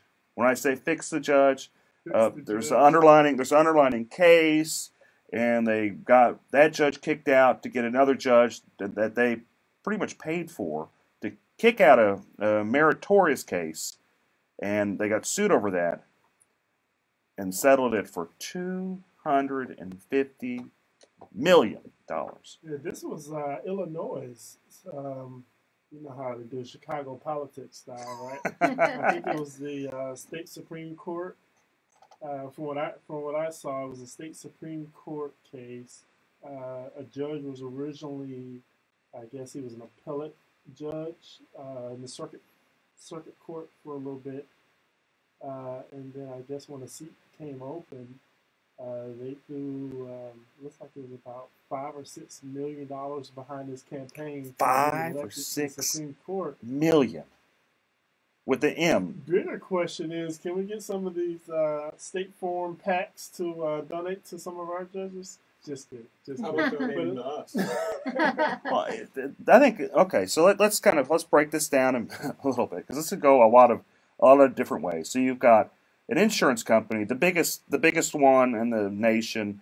People wonder why I jump up and down and say, don't get State Farm, it's the worst one. All my newsletters, number one, say State Farm, they're vindictive. They're going to find any way to take advantage of you. I love their commercials, though, man. I mean, have you seen their commercials? It's good stuff. It is good stuff. You clip, put your heels together and then say... And they're there when they need the money, but whenever it's time to pay the claim, apparently they aren't. They say, too bad, so sad, call your dad, go sue us. And if you get a good judge, then they're going to pay $5 billion to kick out that judge to get someone else. It seems like, it looks like there was an original case that I guess the plaintiffs won about $8 billion. And so the case was already won, and it looks like they went back, got this judge on the bench, and allowed this judge to then go back and undo the case. Well, of course. That's pretty gangster, even for Chicago, even for Illinois. That's pretty gangster stuff. Cheaper than paying $8 billion. Yes, just a little. What do you think about that, Russell? What do you think about State Farm trying to fix a judge? We see that going on in Harris County in the criminal courts. Well, I think people think that can happen, but I don't actually see it happening. But one of the questions I have about that is, if State Farm is being called out on this one, how many times has it happened in the past? That's a great question that I would have about this problem that's presented in Chicago. I see it every day, folks. I see it all the time, every day with State Farm. So I'm just gonna tell you about it. If State Farm does you wrong, you hire an attorney, you sue them. Your choices are take it to the box or walk away. And that's kind of they don't care. They make you try cases. They'll spend, the last one I tried, they spent maybe or $500,000, and this is over like a $10,000 dispute, folks. It's not over much money. It's over $10,000. They didn't pay the guy to replace his roof after there was storm damage that happened up in the Dallas area. He was upset. He's like, I've been paying into State Farm for all this time, and I figure the least they do. I've been paying them, $3,000, $4,000, $5,000 a year. At least they do is pay to fix my roof. But no. They made him take it to the box. 3 years later, we had a trial. So, it happens all the time. What their strategy is to just blow you out of the water. If they'll depose every single person. If you have an attorney proving up attorney fees, they'll depose you. So, y'all do, Cynthia, you do family law, right? Doing family law, I just have, you prove up attorney fees all the time. Either the husband will say, you made me do this stuff as a portion of equity since we're married, pay for my attorney fees. Or the wife, or there'll be a child support little fight. And it's like, you're making me have to do this, pay up my attorney fees. That's correct. Happens all the time, every day. Every day, somebody wants to find out, make sure that it's an equitable amount of attorney fees that are being paid on both sides. And there's some situations where you're entitled to the attorney fees. So if you file a motion for enforcement and you're successful, and when I say enforcement, that means, let's say your baby mama, to use a phrase, is not allowing you to see your kids according to an order. Well, judges don't like that, especially here in Harris County. We've got some really great family law judges on the bench right now. We do. And you're entitled to your attorney's fees if that judge feels that there was a violation of that order. So in those cases, how many of those cases have you seen? Just a guess. How many have you done in your life of those type of cases? I can't even count it. Like thousands, tens of thousands? I wouldn't say thousands. I'm not that old. But you'd say hundreds, like I would say probably about 100 at this point. Right, and then each week you've seen it 2, 3, 4 times, right? Yes, at least each week, 2, 3, just depending on our schedules. How many times has the opposing counsel thought it'd be a good idea to depose someone over the attorney fees? Absolutely none. In fact, we barely question each other most of the time if they're fairly reasonable. On your hourly rate. At this point, isn't it? That's correct. Right. It's accepted practice on this point, especially on those types of cases. Now, what shocks me, get this, every single time I take a State Farm case to the box, they spend 3, 4, and this is nice, 3, 4, 8 hours deposing me over attorney fees. 8 hours. We call that being a bully. They're trying to intimidate and they're trying to make a point. And they're using you as part of it, obviously, because if one attorney says it's not worth it, then maybe the next person won't take a State Farm case. It's a deterrent on their part. Correct. They know that if they start doing it across the way, because obviously you have friends that are plaintiffs' attorneys, just like we have friends that are family law attorneys and criminal law attorneys, and so we talk. And there's certain cases in certain courts, which I won't say, that I may charge a little bit more because I know it may be a little more difficult to deal with. And I'm sure you and your friends discuss State Farm ad nauseum. Well,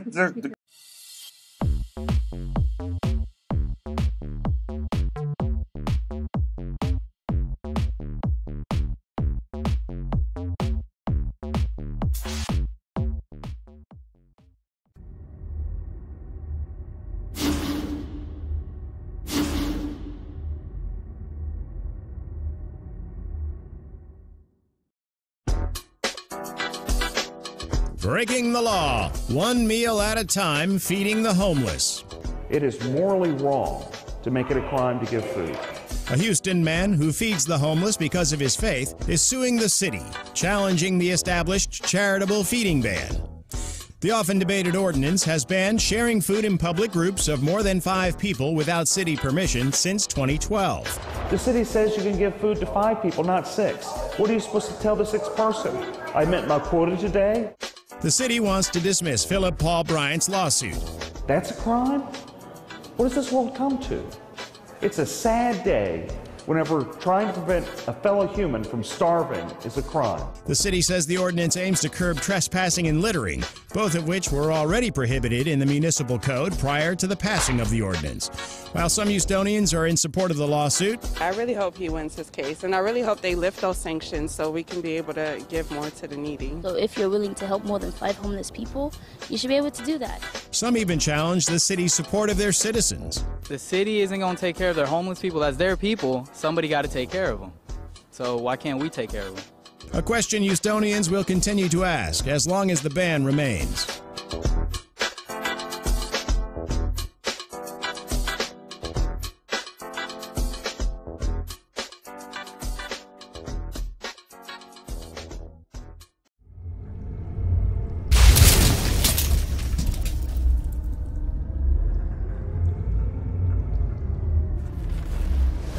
Good news is there's just not many people that take first-party insurance claims, especially with the current laws in place that are exceptionally favorable to insurance companies. You had a 542A that happened, over the last legislative session, where you had Texans for Lawsuit Reform basically bribing people to push that law in place. Just saying, and this is always their excuse. Evil plaintiff lawyers, greedy plaintiff lawyers, they're taking advantage of everybody, and I just don't. Fair enough. That's just their propaganda. Usually when there's propaganda, there's a reason for the propaganda. And I'm going kind of off on just a tangent. But since we're going off in this tangent, let's run with it a little bit. Another thing I want to talk about. What makes me upset about the State Farm case is my main man, Eric Dick, wasn't the attorney. I was suing for that how much, what's the attorney fees on that? What's the Mexican restaurant we go to? Oh, El Tiempo. Man, think about how many times we could have went to El Tiempo. Lifetime supply. He could have bought El Tiempo. He could have Put bought that El in your Tiempo. backyard next to the pool. Save ourselves some time. Fajitas and margaritas for everyone. No, we just get the little. We're just going to be getting the little meals. We're ordering off the lunch plate, Philip. We aren't buying no restaurants. There's the kids menu too. There's the kids menu. Yeah. You especially have the kids menu with 3 kids. You can bring the girls; they'll only eat one of them. Okay, so we're going to take a quick break. We're going to be back.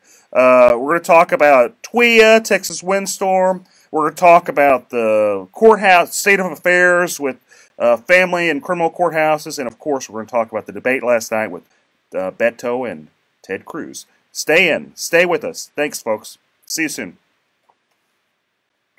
I turned the microphone. I think I did. I hit off.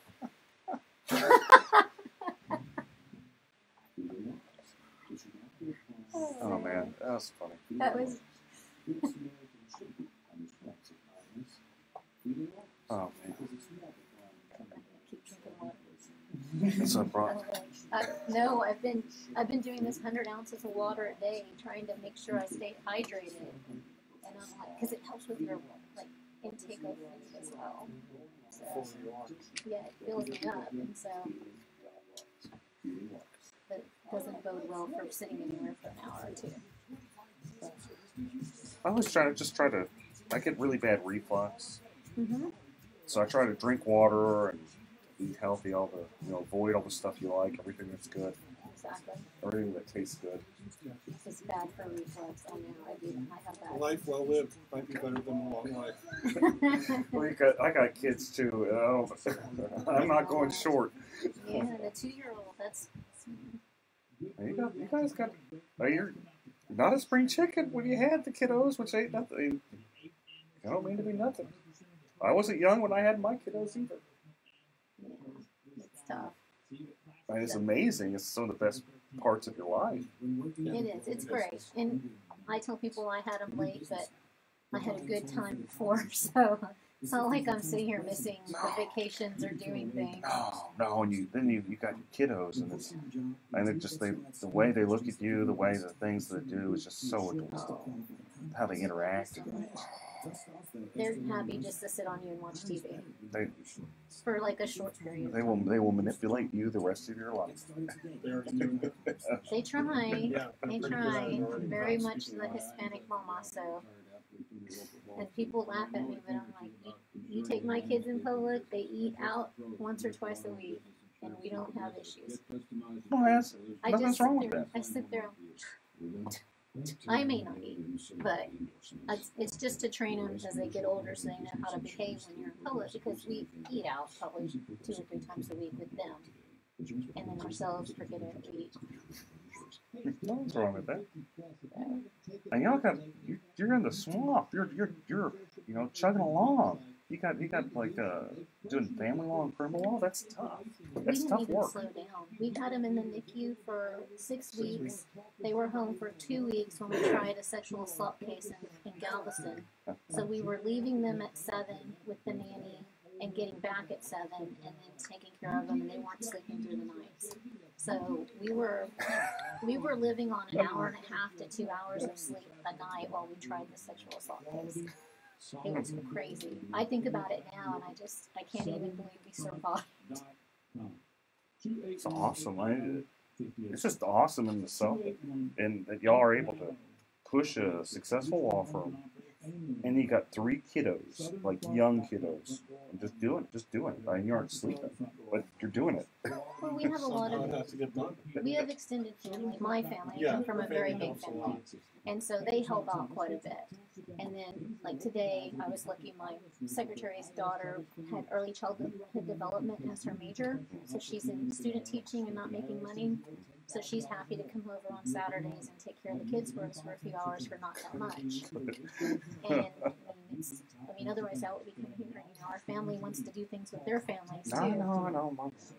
My mom's playing with my kids now too. I mean, we're lucky. A lot of people don't have extended family to help, so I'm very, very blessed. Getting close. So just push on, right? Y'all tell me when, and I'll do on. All right, folks, we're back. I've got a bunch of great people here. Philip Paul Bryant, Here. Russell, and Cynthia Newman. Hello. Great family and criminal law here in Houston. And let's talk about Texas windstorm, whether it's worth it, whether we should get rid of it. Let's kind of go a little background. Texas Windstorm is the insurance company of last resort along the coast. Laws changed maybe in 2000, let's say 5, making it pretty difficult to get Texas Windstorm to actually pay a claim. You have a lot of articles happening, a lot of people suing, saying that Texas Windstorm, they sent out an initial adjuster saying that the damage was like $80,000. Then that was too much, and they had to send out like a new adjuster to come back and just knock the number down to like $15,000. My question is this: should we even have Texas Windstorm? Why are we paying the money on this? If they're ripping people off, why do we even have it? Why are we even dealing? Why? You're the insurer of last resort, from what I read. Well, I don't. Okay, so I hear you saying it's the insurer of last resort, but you got to keep in mind. Here's kind of the beauty of it. There's also lender-placed policy, so if you didn't have insurance, the lender would automatically, that would kick in. And I'm not saying it's better, because actually it might be like just slightly better if you're able to sue them. They always argue that you don't have standing, but it's much better insurance than Texas Windstorm, because it's comprehensive, and I'm sure there's the same level of corruptions there. I'm not doubting that, but I guess the question is it better? Because I'm not even sure. What do you think, Philip? So this is something that taxpayers have to pay for. Mm-hmm. Yes. Oh yeah. And it kicks in if your current policy doesn't work. No, if you are off the Gulf Coast and you want insurance, there are some insurance companies now that do sell. Private insurance companies. Swift is one. Just an interesting name for insurance company on the Gulf Coast. But there are some private insurance companies that are selling on the Gulf Coast. If you are not able to get them, then, if you have a mortgage company or what have you, they're going to force you to get insurance. If you're denied. No, no. If you can't get insurance, or if you'd end up getting it from someone like Tria. And so that's kind of what it is. What do you think, Russell? I honestly, I don't see the point. I kind of agree with you. What are we getting out of this? I mean, is there anything? Is there a tangible asset that we see in Tria that we wouldn't see if we didn't have it? I don't know. Cynthia, what do you think? Well, it sounds like they are paying some; they're just not paying all. Is that correct? The allegations are there's a law firm that sued them, done depositions, where what happened is initially they'd say like the damages are like 80,000, and then they wouldn't like that, so they'd go back and they'd send another expert to say no, that's too much, let's knock it down to 15. Okay, and so the issue is whether or not that's. I guess it's if they can't get it from anyone else. Would you think 15,000 is better than none? How much are you paying for the insurance? Would be my question. Are you paying $3,000, $4,000, $5,000, $8,000 a year for the insurance? If you are, save your money.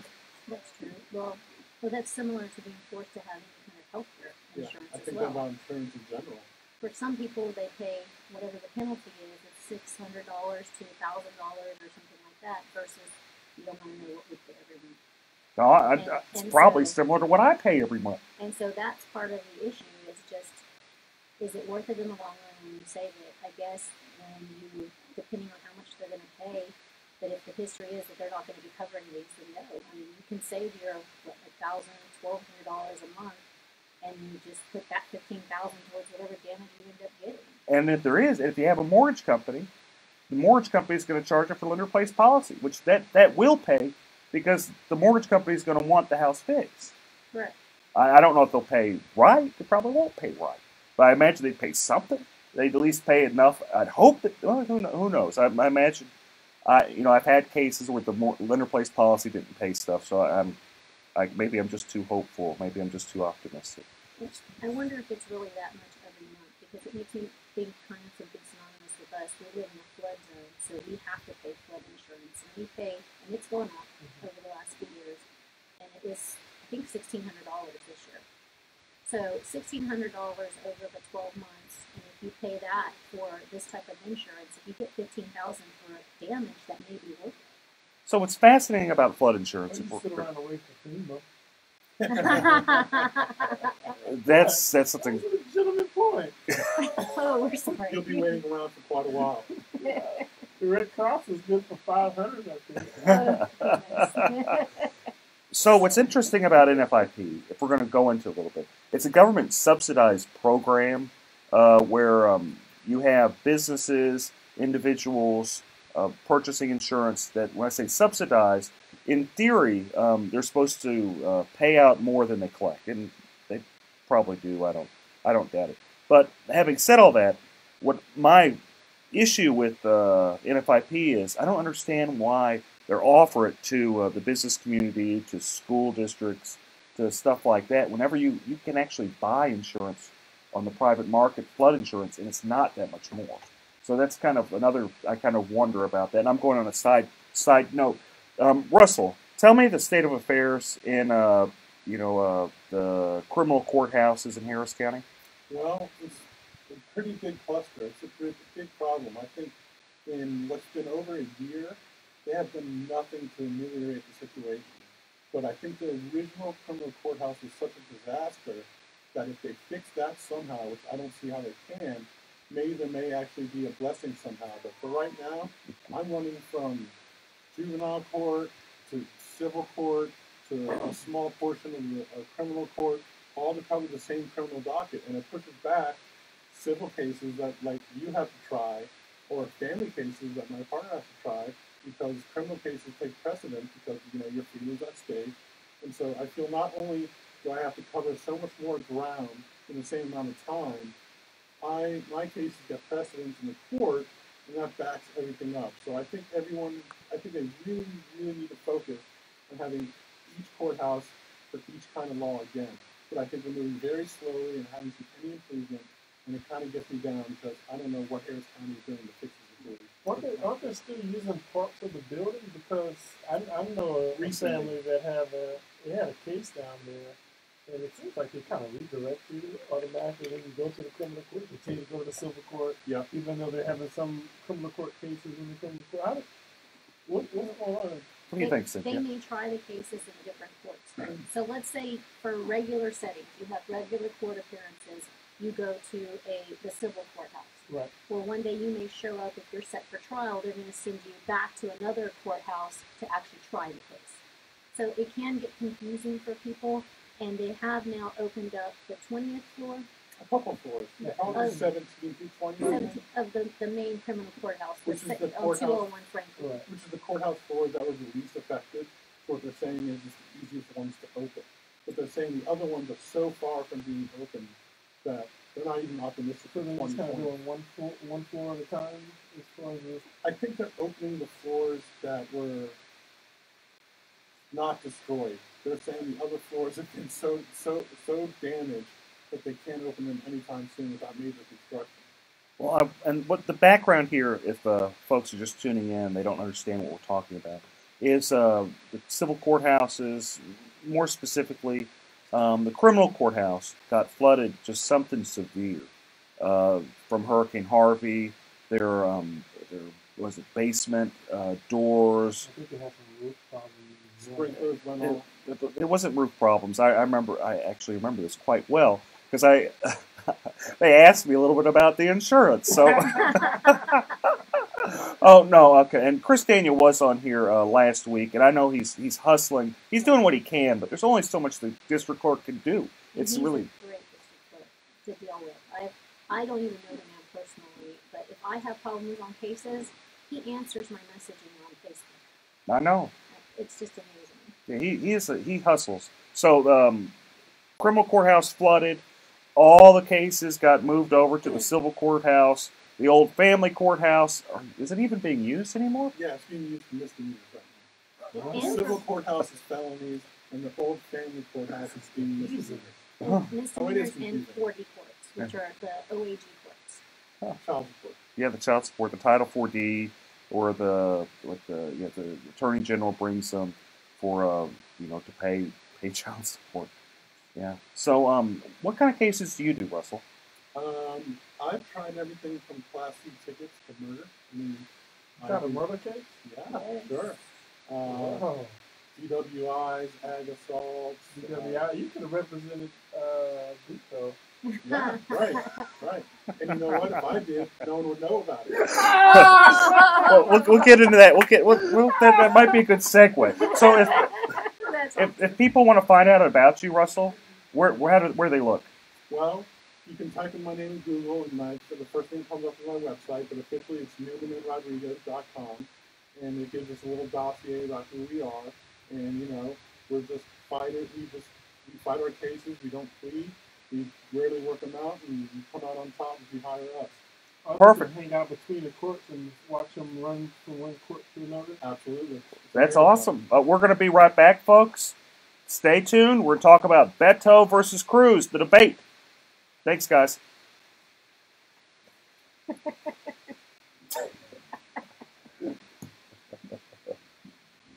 Oh, God. She keeps me on track. The thing is, sometimes I'll forget. I won't catch it. It's just like, you gotta take a break. You want to hear the news? Yeah. They say 2020 is optimistic by going to fix any of the points. No, I don't doubt it.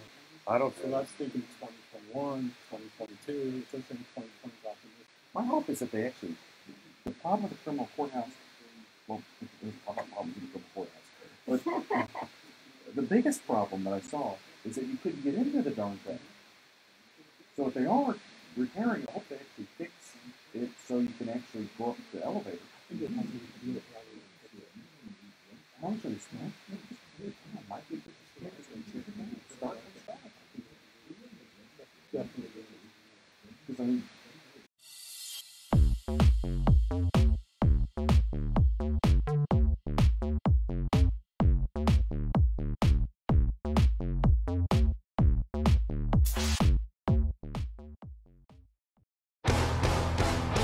A Houstonian claiming his religious freedom is being denied might soon see his lawsuit against the city dismissed. And it appeared that Judge Kyle Carter was thinking about dismissing the case, saying that Philip doesn't have standing.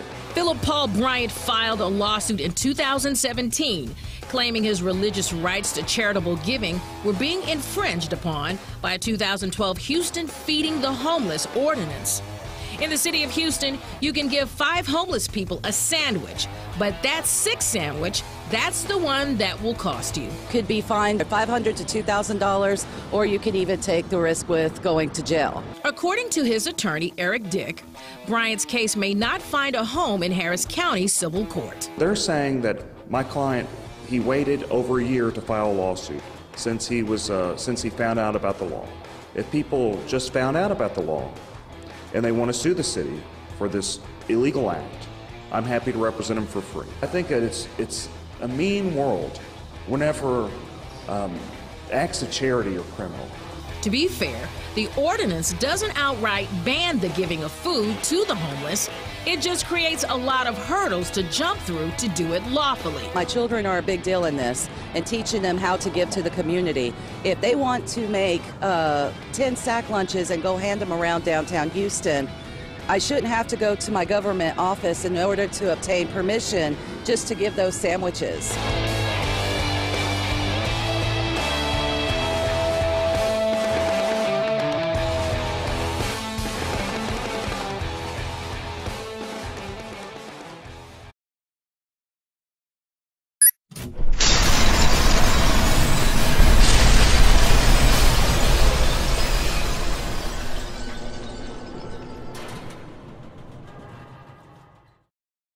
Feeding rocks. It should not be a crime to feed the homeless. Feeding rocks. A good Samaritan shouldn't be punished for acts of kindness. Feeding rocks. Because it's more of a crime to turn your back on a starving person. Feeding rocks. You shouldn't go to jail for sharing food. Feeding rocks. You can't in good conscience let a hungry person starve. Feeding rocks. Help us legalize charity. Go online and sign the petition. www.feeding.rocks. Feeding rocks. Structure is already flawed as it is. You talking about tear the whole building down? Yeah. You know how long does it take you to get to the Gulf Series? Sometimes it's even if I'm on bond, don't wait a minute, my house could be selected and revoked, and I'm there on time. You gotta come and you got a big line in front of the courthouse. That's what happened to someone. I was with the DBA, and then they went through the metal detectors and everything at the Silver Courthouse. They told them they needed to go to the criminal court. They went over to the criminal court. They said, no, you need to go back to the Silver Court. And by the time they got back, the line was like around the corner. And I'm pretty sure that they got there following her. Yep. That's insane. And they wonder why people have big problems with criminal justice. They wonder why people are upset with criminal justice. Yeah, I have to. Right, you were there on time. They tell you to go to the wrong building, and now they revoke your bond and put you back in jail. That's you got to show up to court for 2 hours. They wonder. Huh.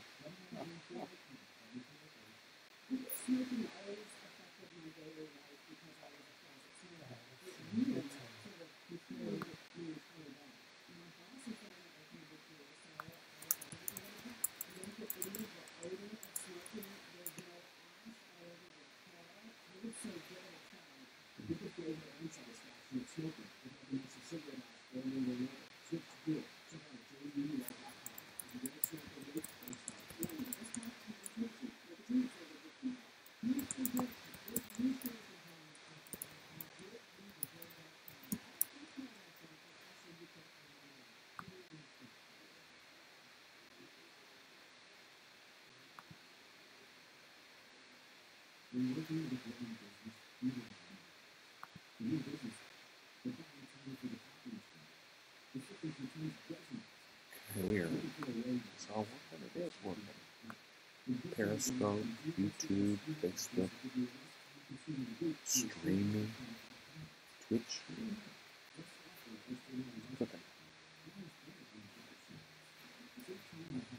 How you guys on Instagram doing? Heads up.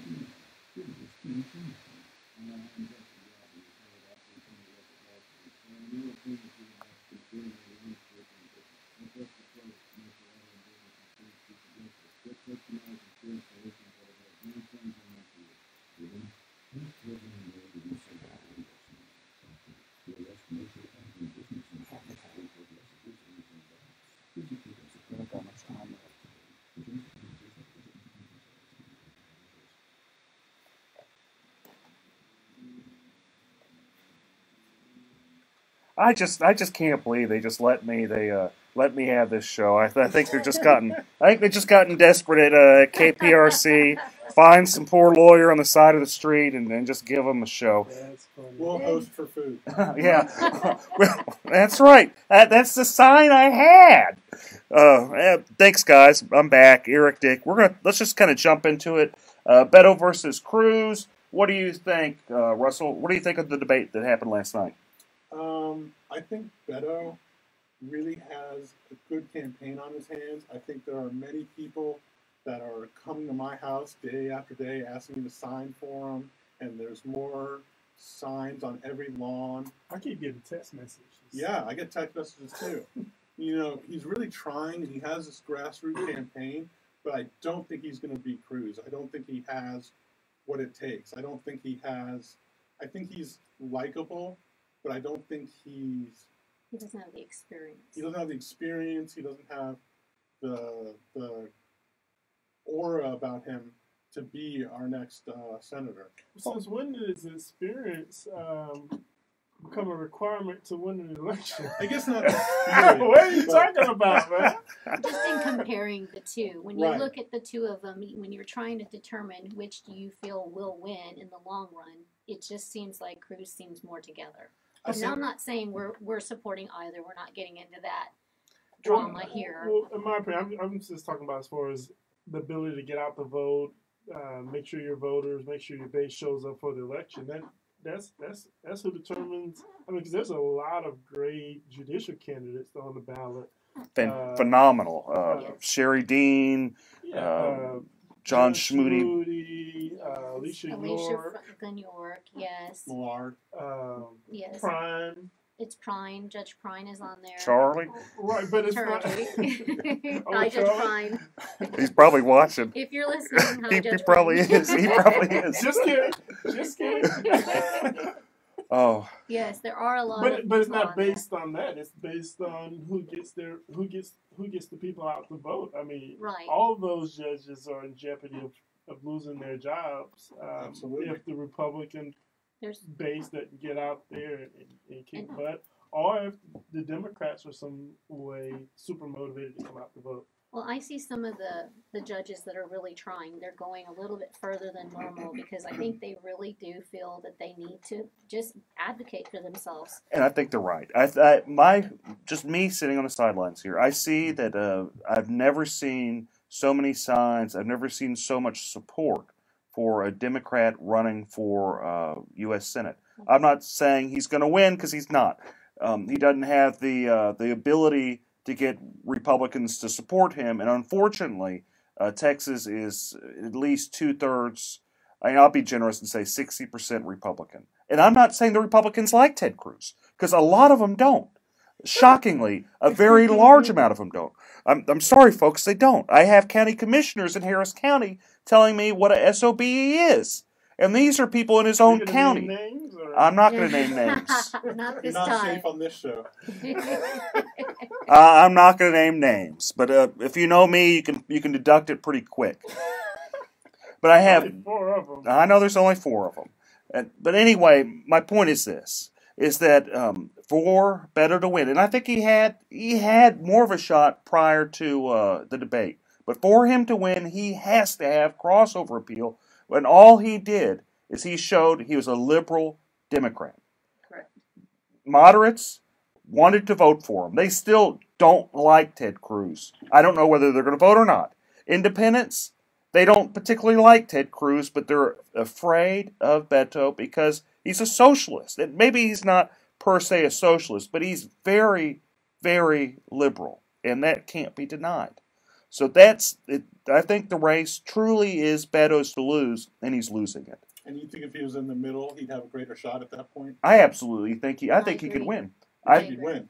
I think if he just told Republicans, "Hey guys, look, I'm Christian. I know I don't like abortion. I don't really support abortion, but I think you should have you should work there, or at least say, look, I'm just a senator. I'm not going to touch those rights. What I'm first as a Texan, I care about helping people." And I care about keeping us secure. If he didn't have to say, I support building a wall.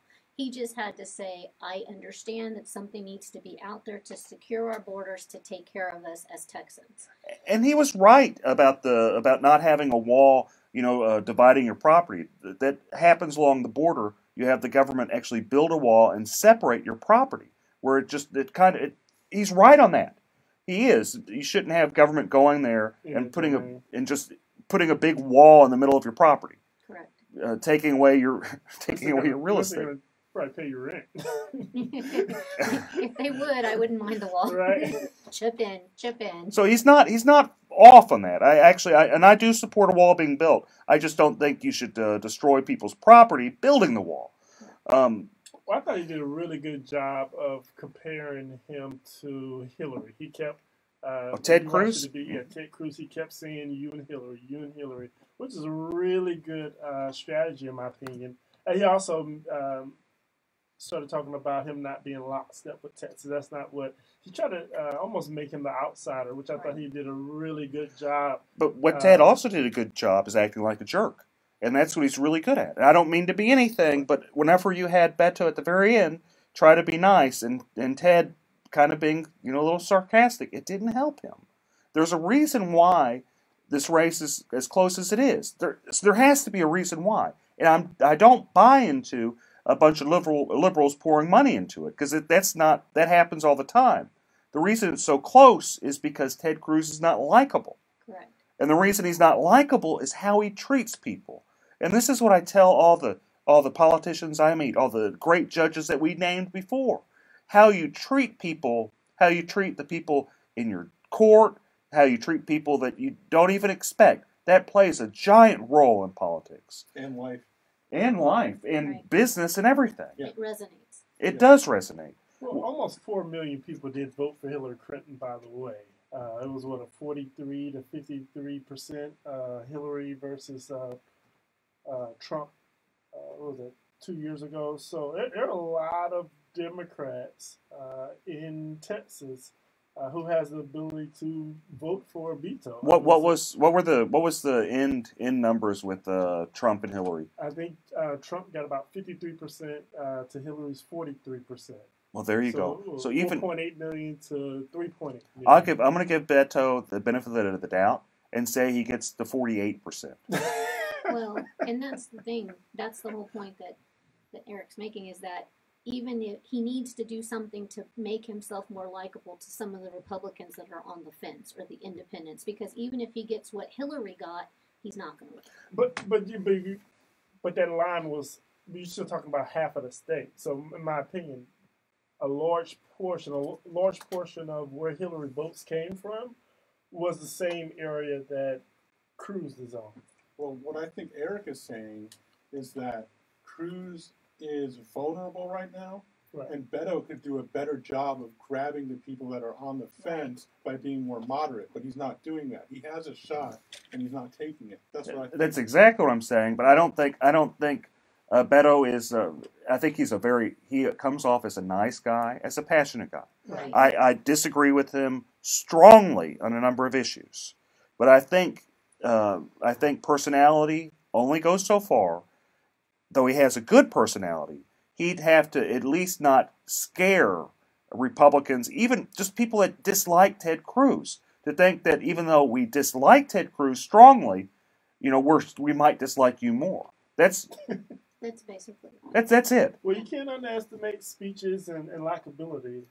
There was a young black fella a couple years back who won the presidency a couple times, but he didn't win Texas. He won Harris County, and I will note. I'm not saying Beto won't win Harris County, and this is what we'll kind of maybe end on this. is that we have some really, really great people on the Republican side running for office. And there's been, what I've heard is there's been internal polling with the Republican Party. I've even heard that Dan Patrick has some serious apprehension that the Republicans lose Harris County. Right.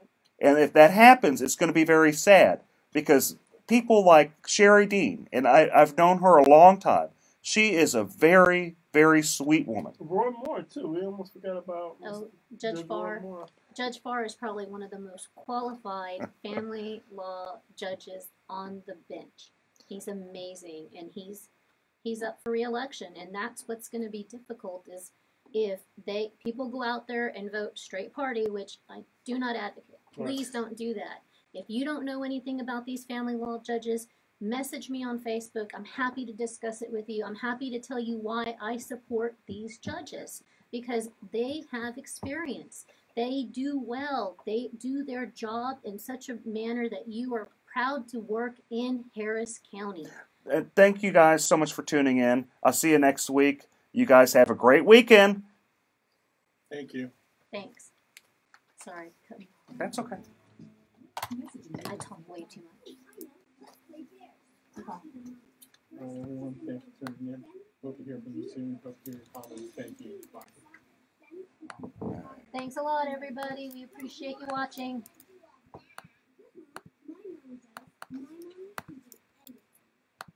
Okay, got that done. Still learning this.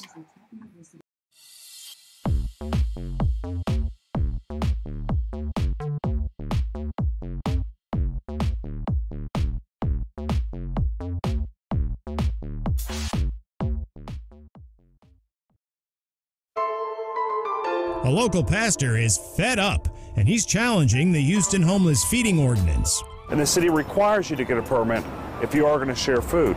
He can't get a permit because he doesn't know where he's going to share food. Philip Paul Bryan regularly keeps cans of tuna and water bottles in his car to hand out to homeless people. But under the current city ordinance, he's breaking the law. His attorney says Bryan does this because his faith teaches him to help the less fortunate. This law that's in place, it's a mean-spirited law. It's against, charity. It's against kindness. It's against doing the right thing. Eric Dick says they plan to fight this till the mayor and city officials overturn what some believe is a misguided ordinance. Have you suffered property damage and had your insurance claim denied? This is Eric Dick. I think it's important that you know your rights. Hurricane Harvey may have been the most costly storm in history, and if your home was damaged and your insurance company did you wrong, well, you have the right to hire an attorney and sue them. You have the right to call me for a free consultation at 833-3-HARVEY, 833-3-HARVEY. Don't let your insurance company take advantage of you. Know your rights. Call the Dick Law Firm now at 1-833-3-HARVEY. Feeding rocks. It should not be a crime to feed the homeless. Feeding rocks. A good Samaritan shouldn't be punished for acts of kindness. Feeding rocks. Because it's more of a crime to turn your back on a starving person. Feeding rocks. You shouldn't go to jail for sharing food. Feeding rocks. You can't in good conscience let a hungry person starve. Feeding rocks. Help us legalize charity. Go online and sign the petition. www.feeding.rocks. Feeding rocks. Breaking the law, one meal at a time, feeding the homeless. It is morally wrong to make it a crime to give food. A Houston man who feeds the homeless because of his faith is suing the city, challenging the established charitable feeding ban. The often debated ordinance has banned sharing food in public groups of more than 5 people without city permission since 2012. The city says you can give food to 5 people, not 6. What are you supposed to tell the 6th person? I met my quota today? The city wants to dismiss Philip Paul Bryant's lawsuit. That's a crime? What does this world come to? It's a sad day whenever trying to prevent a fellow human from starving is a crime. The city says the ordinance aims to curb trespassing and littering, both of which were already prohibited in the municipal code prior to the passing of the ordinance.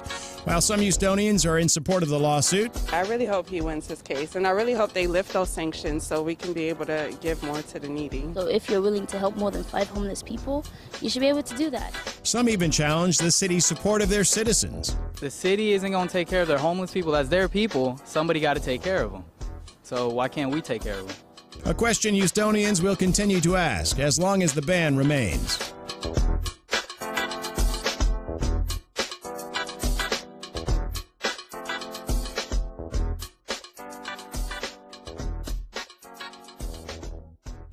Hi, this is Eric Dick, and I think it is important that you know your rights. If your homeowner's insurance company has denied or underpaid your claim, you have the right to hire an attorney.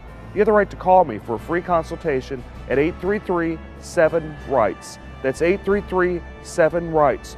Don't let your homeowner's insurance company take advantage of you. Call me today at 833-7-RIGHTS. Has your homeowner's insurance claim been denied or underpaid? Call Dick Law Firm at 833-7-RIGHTS.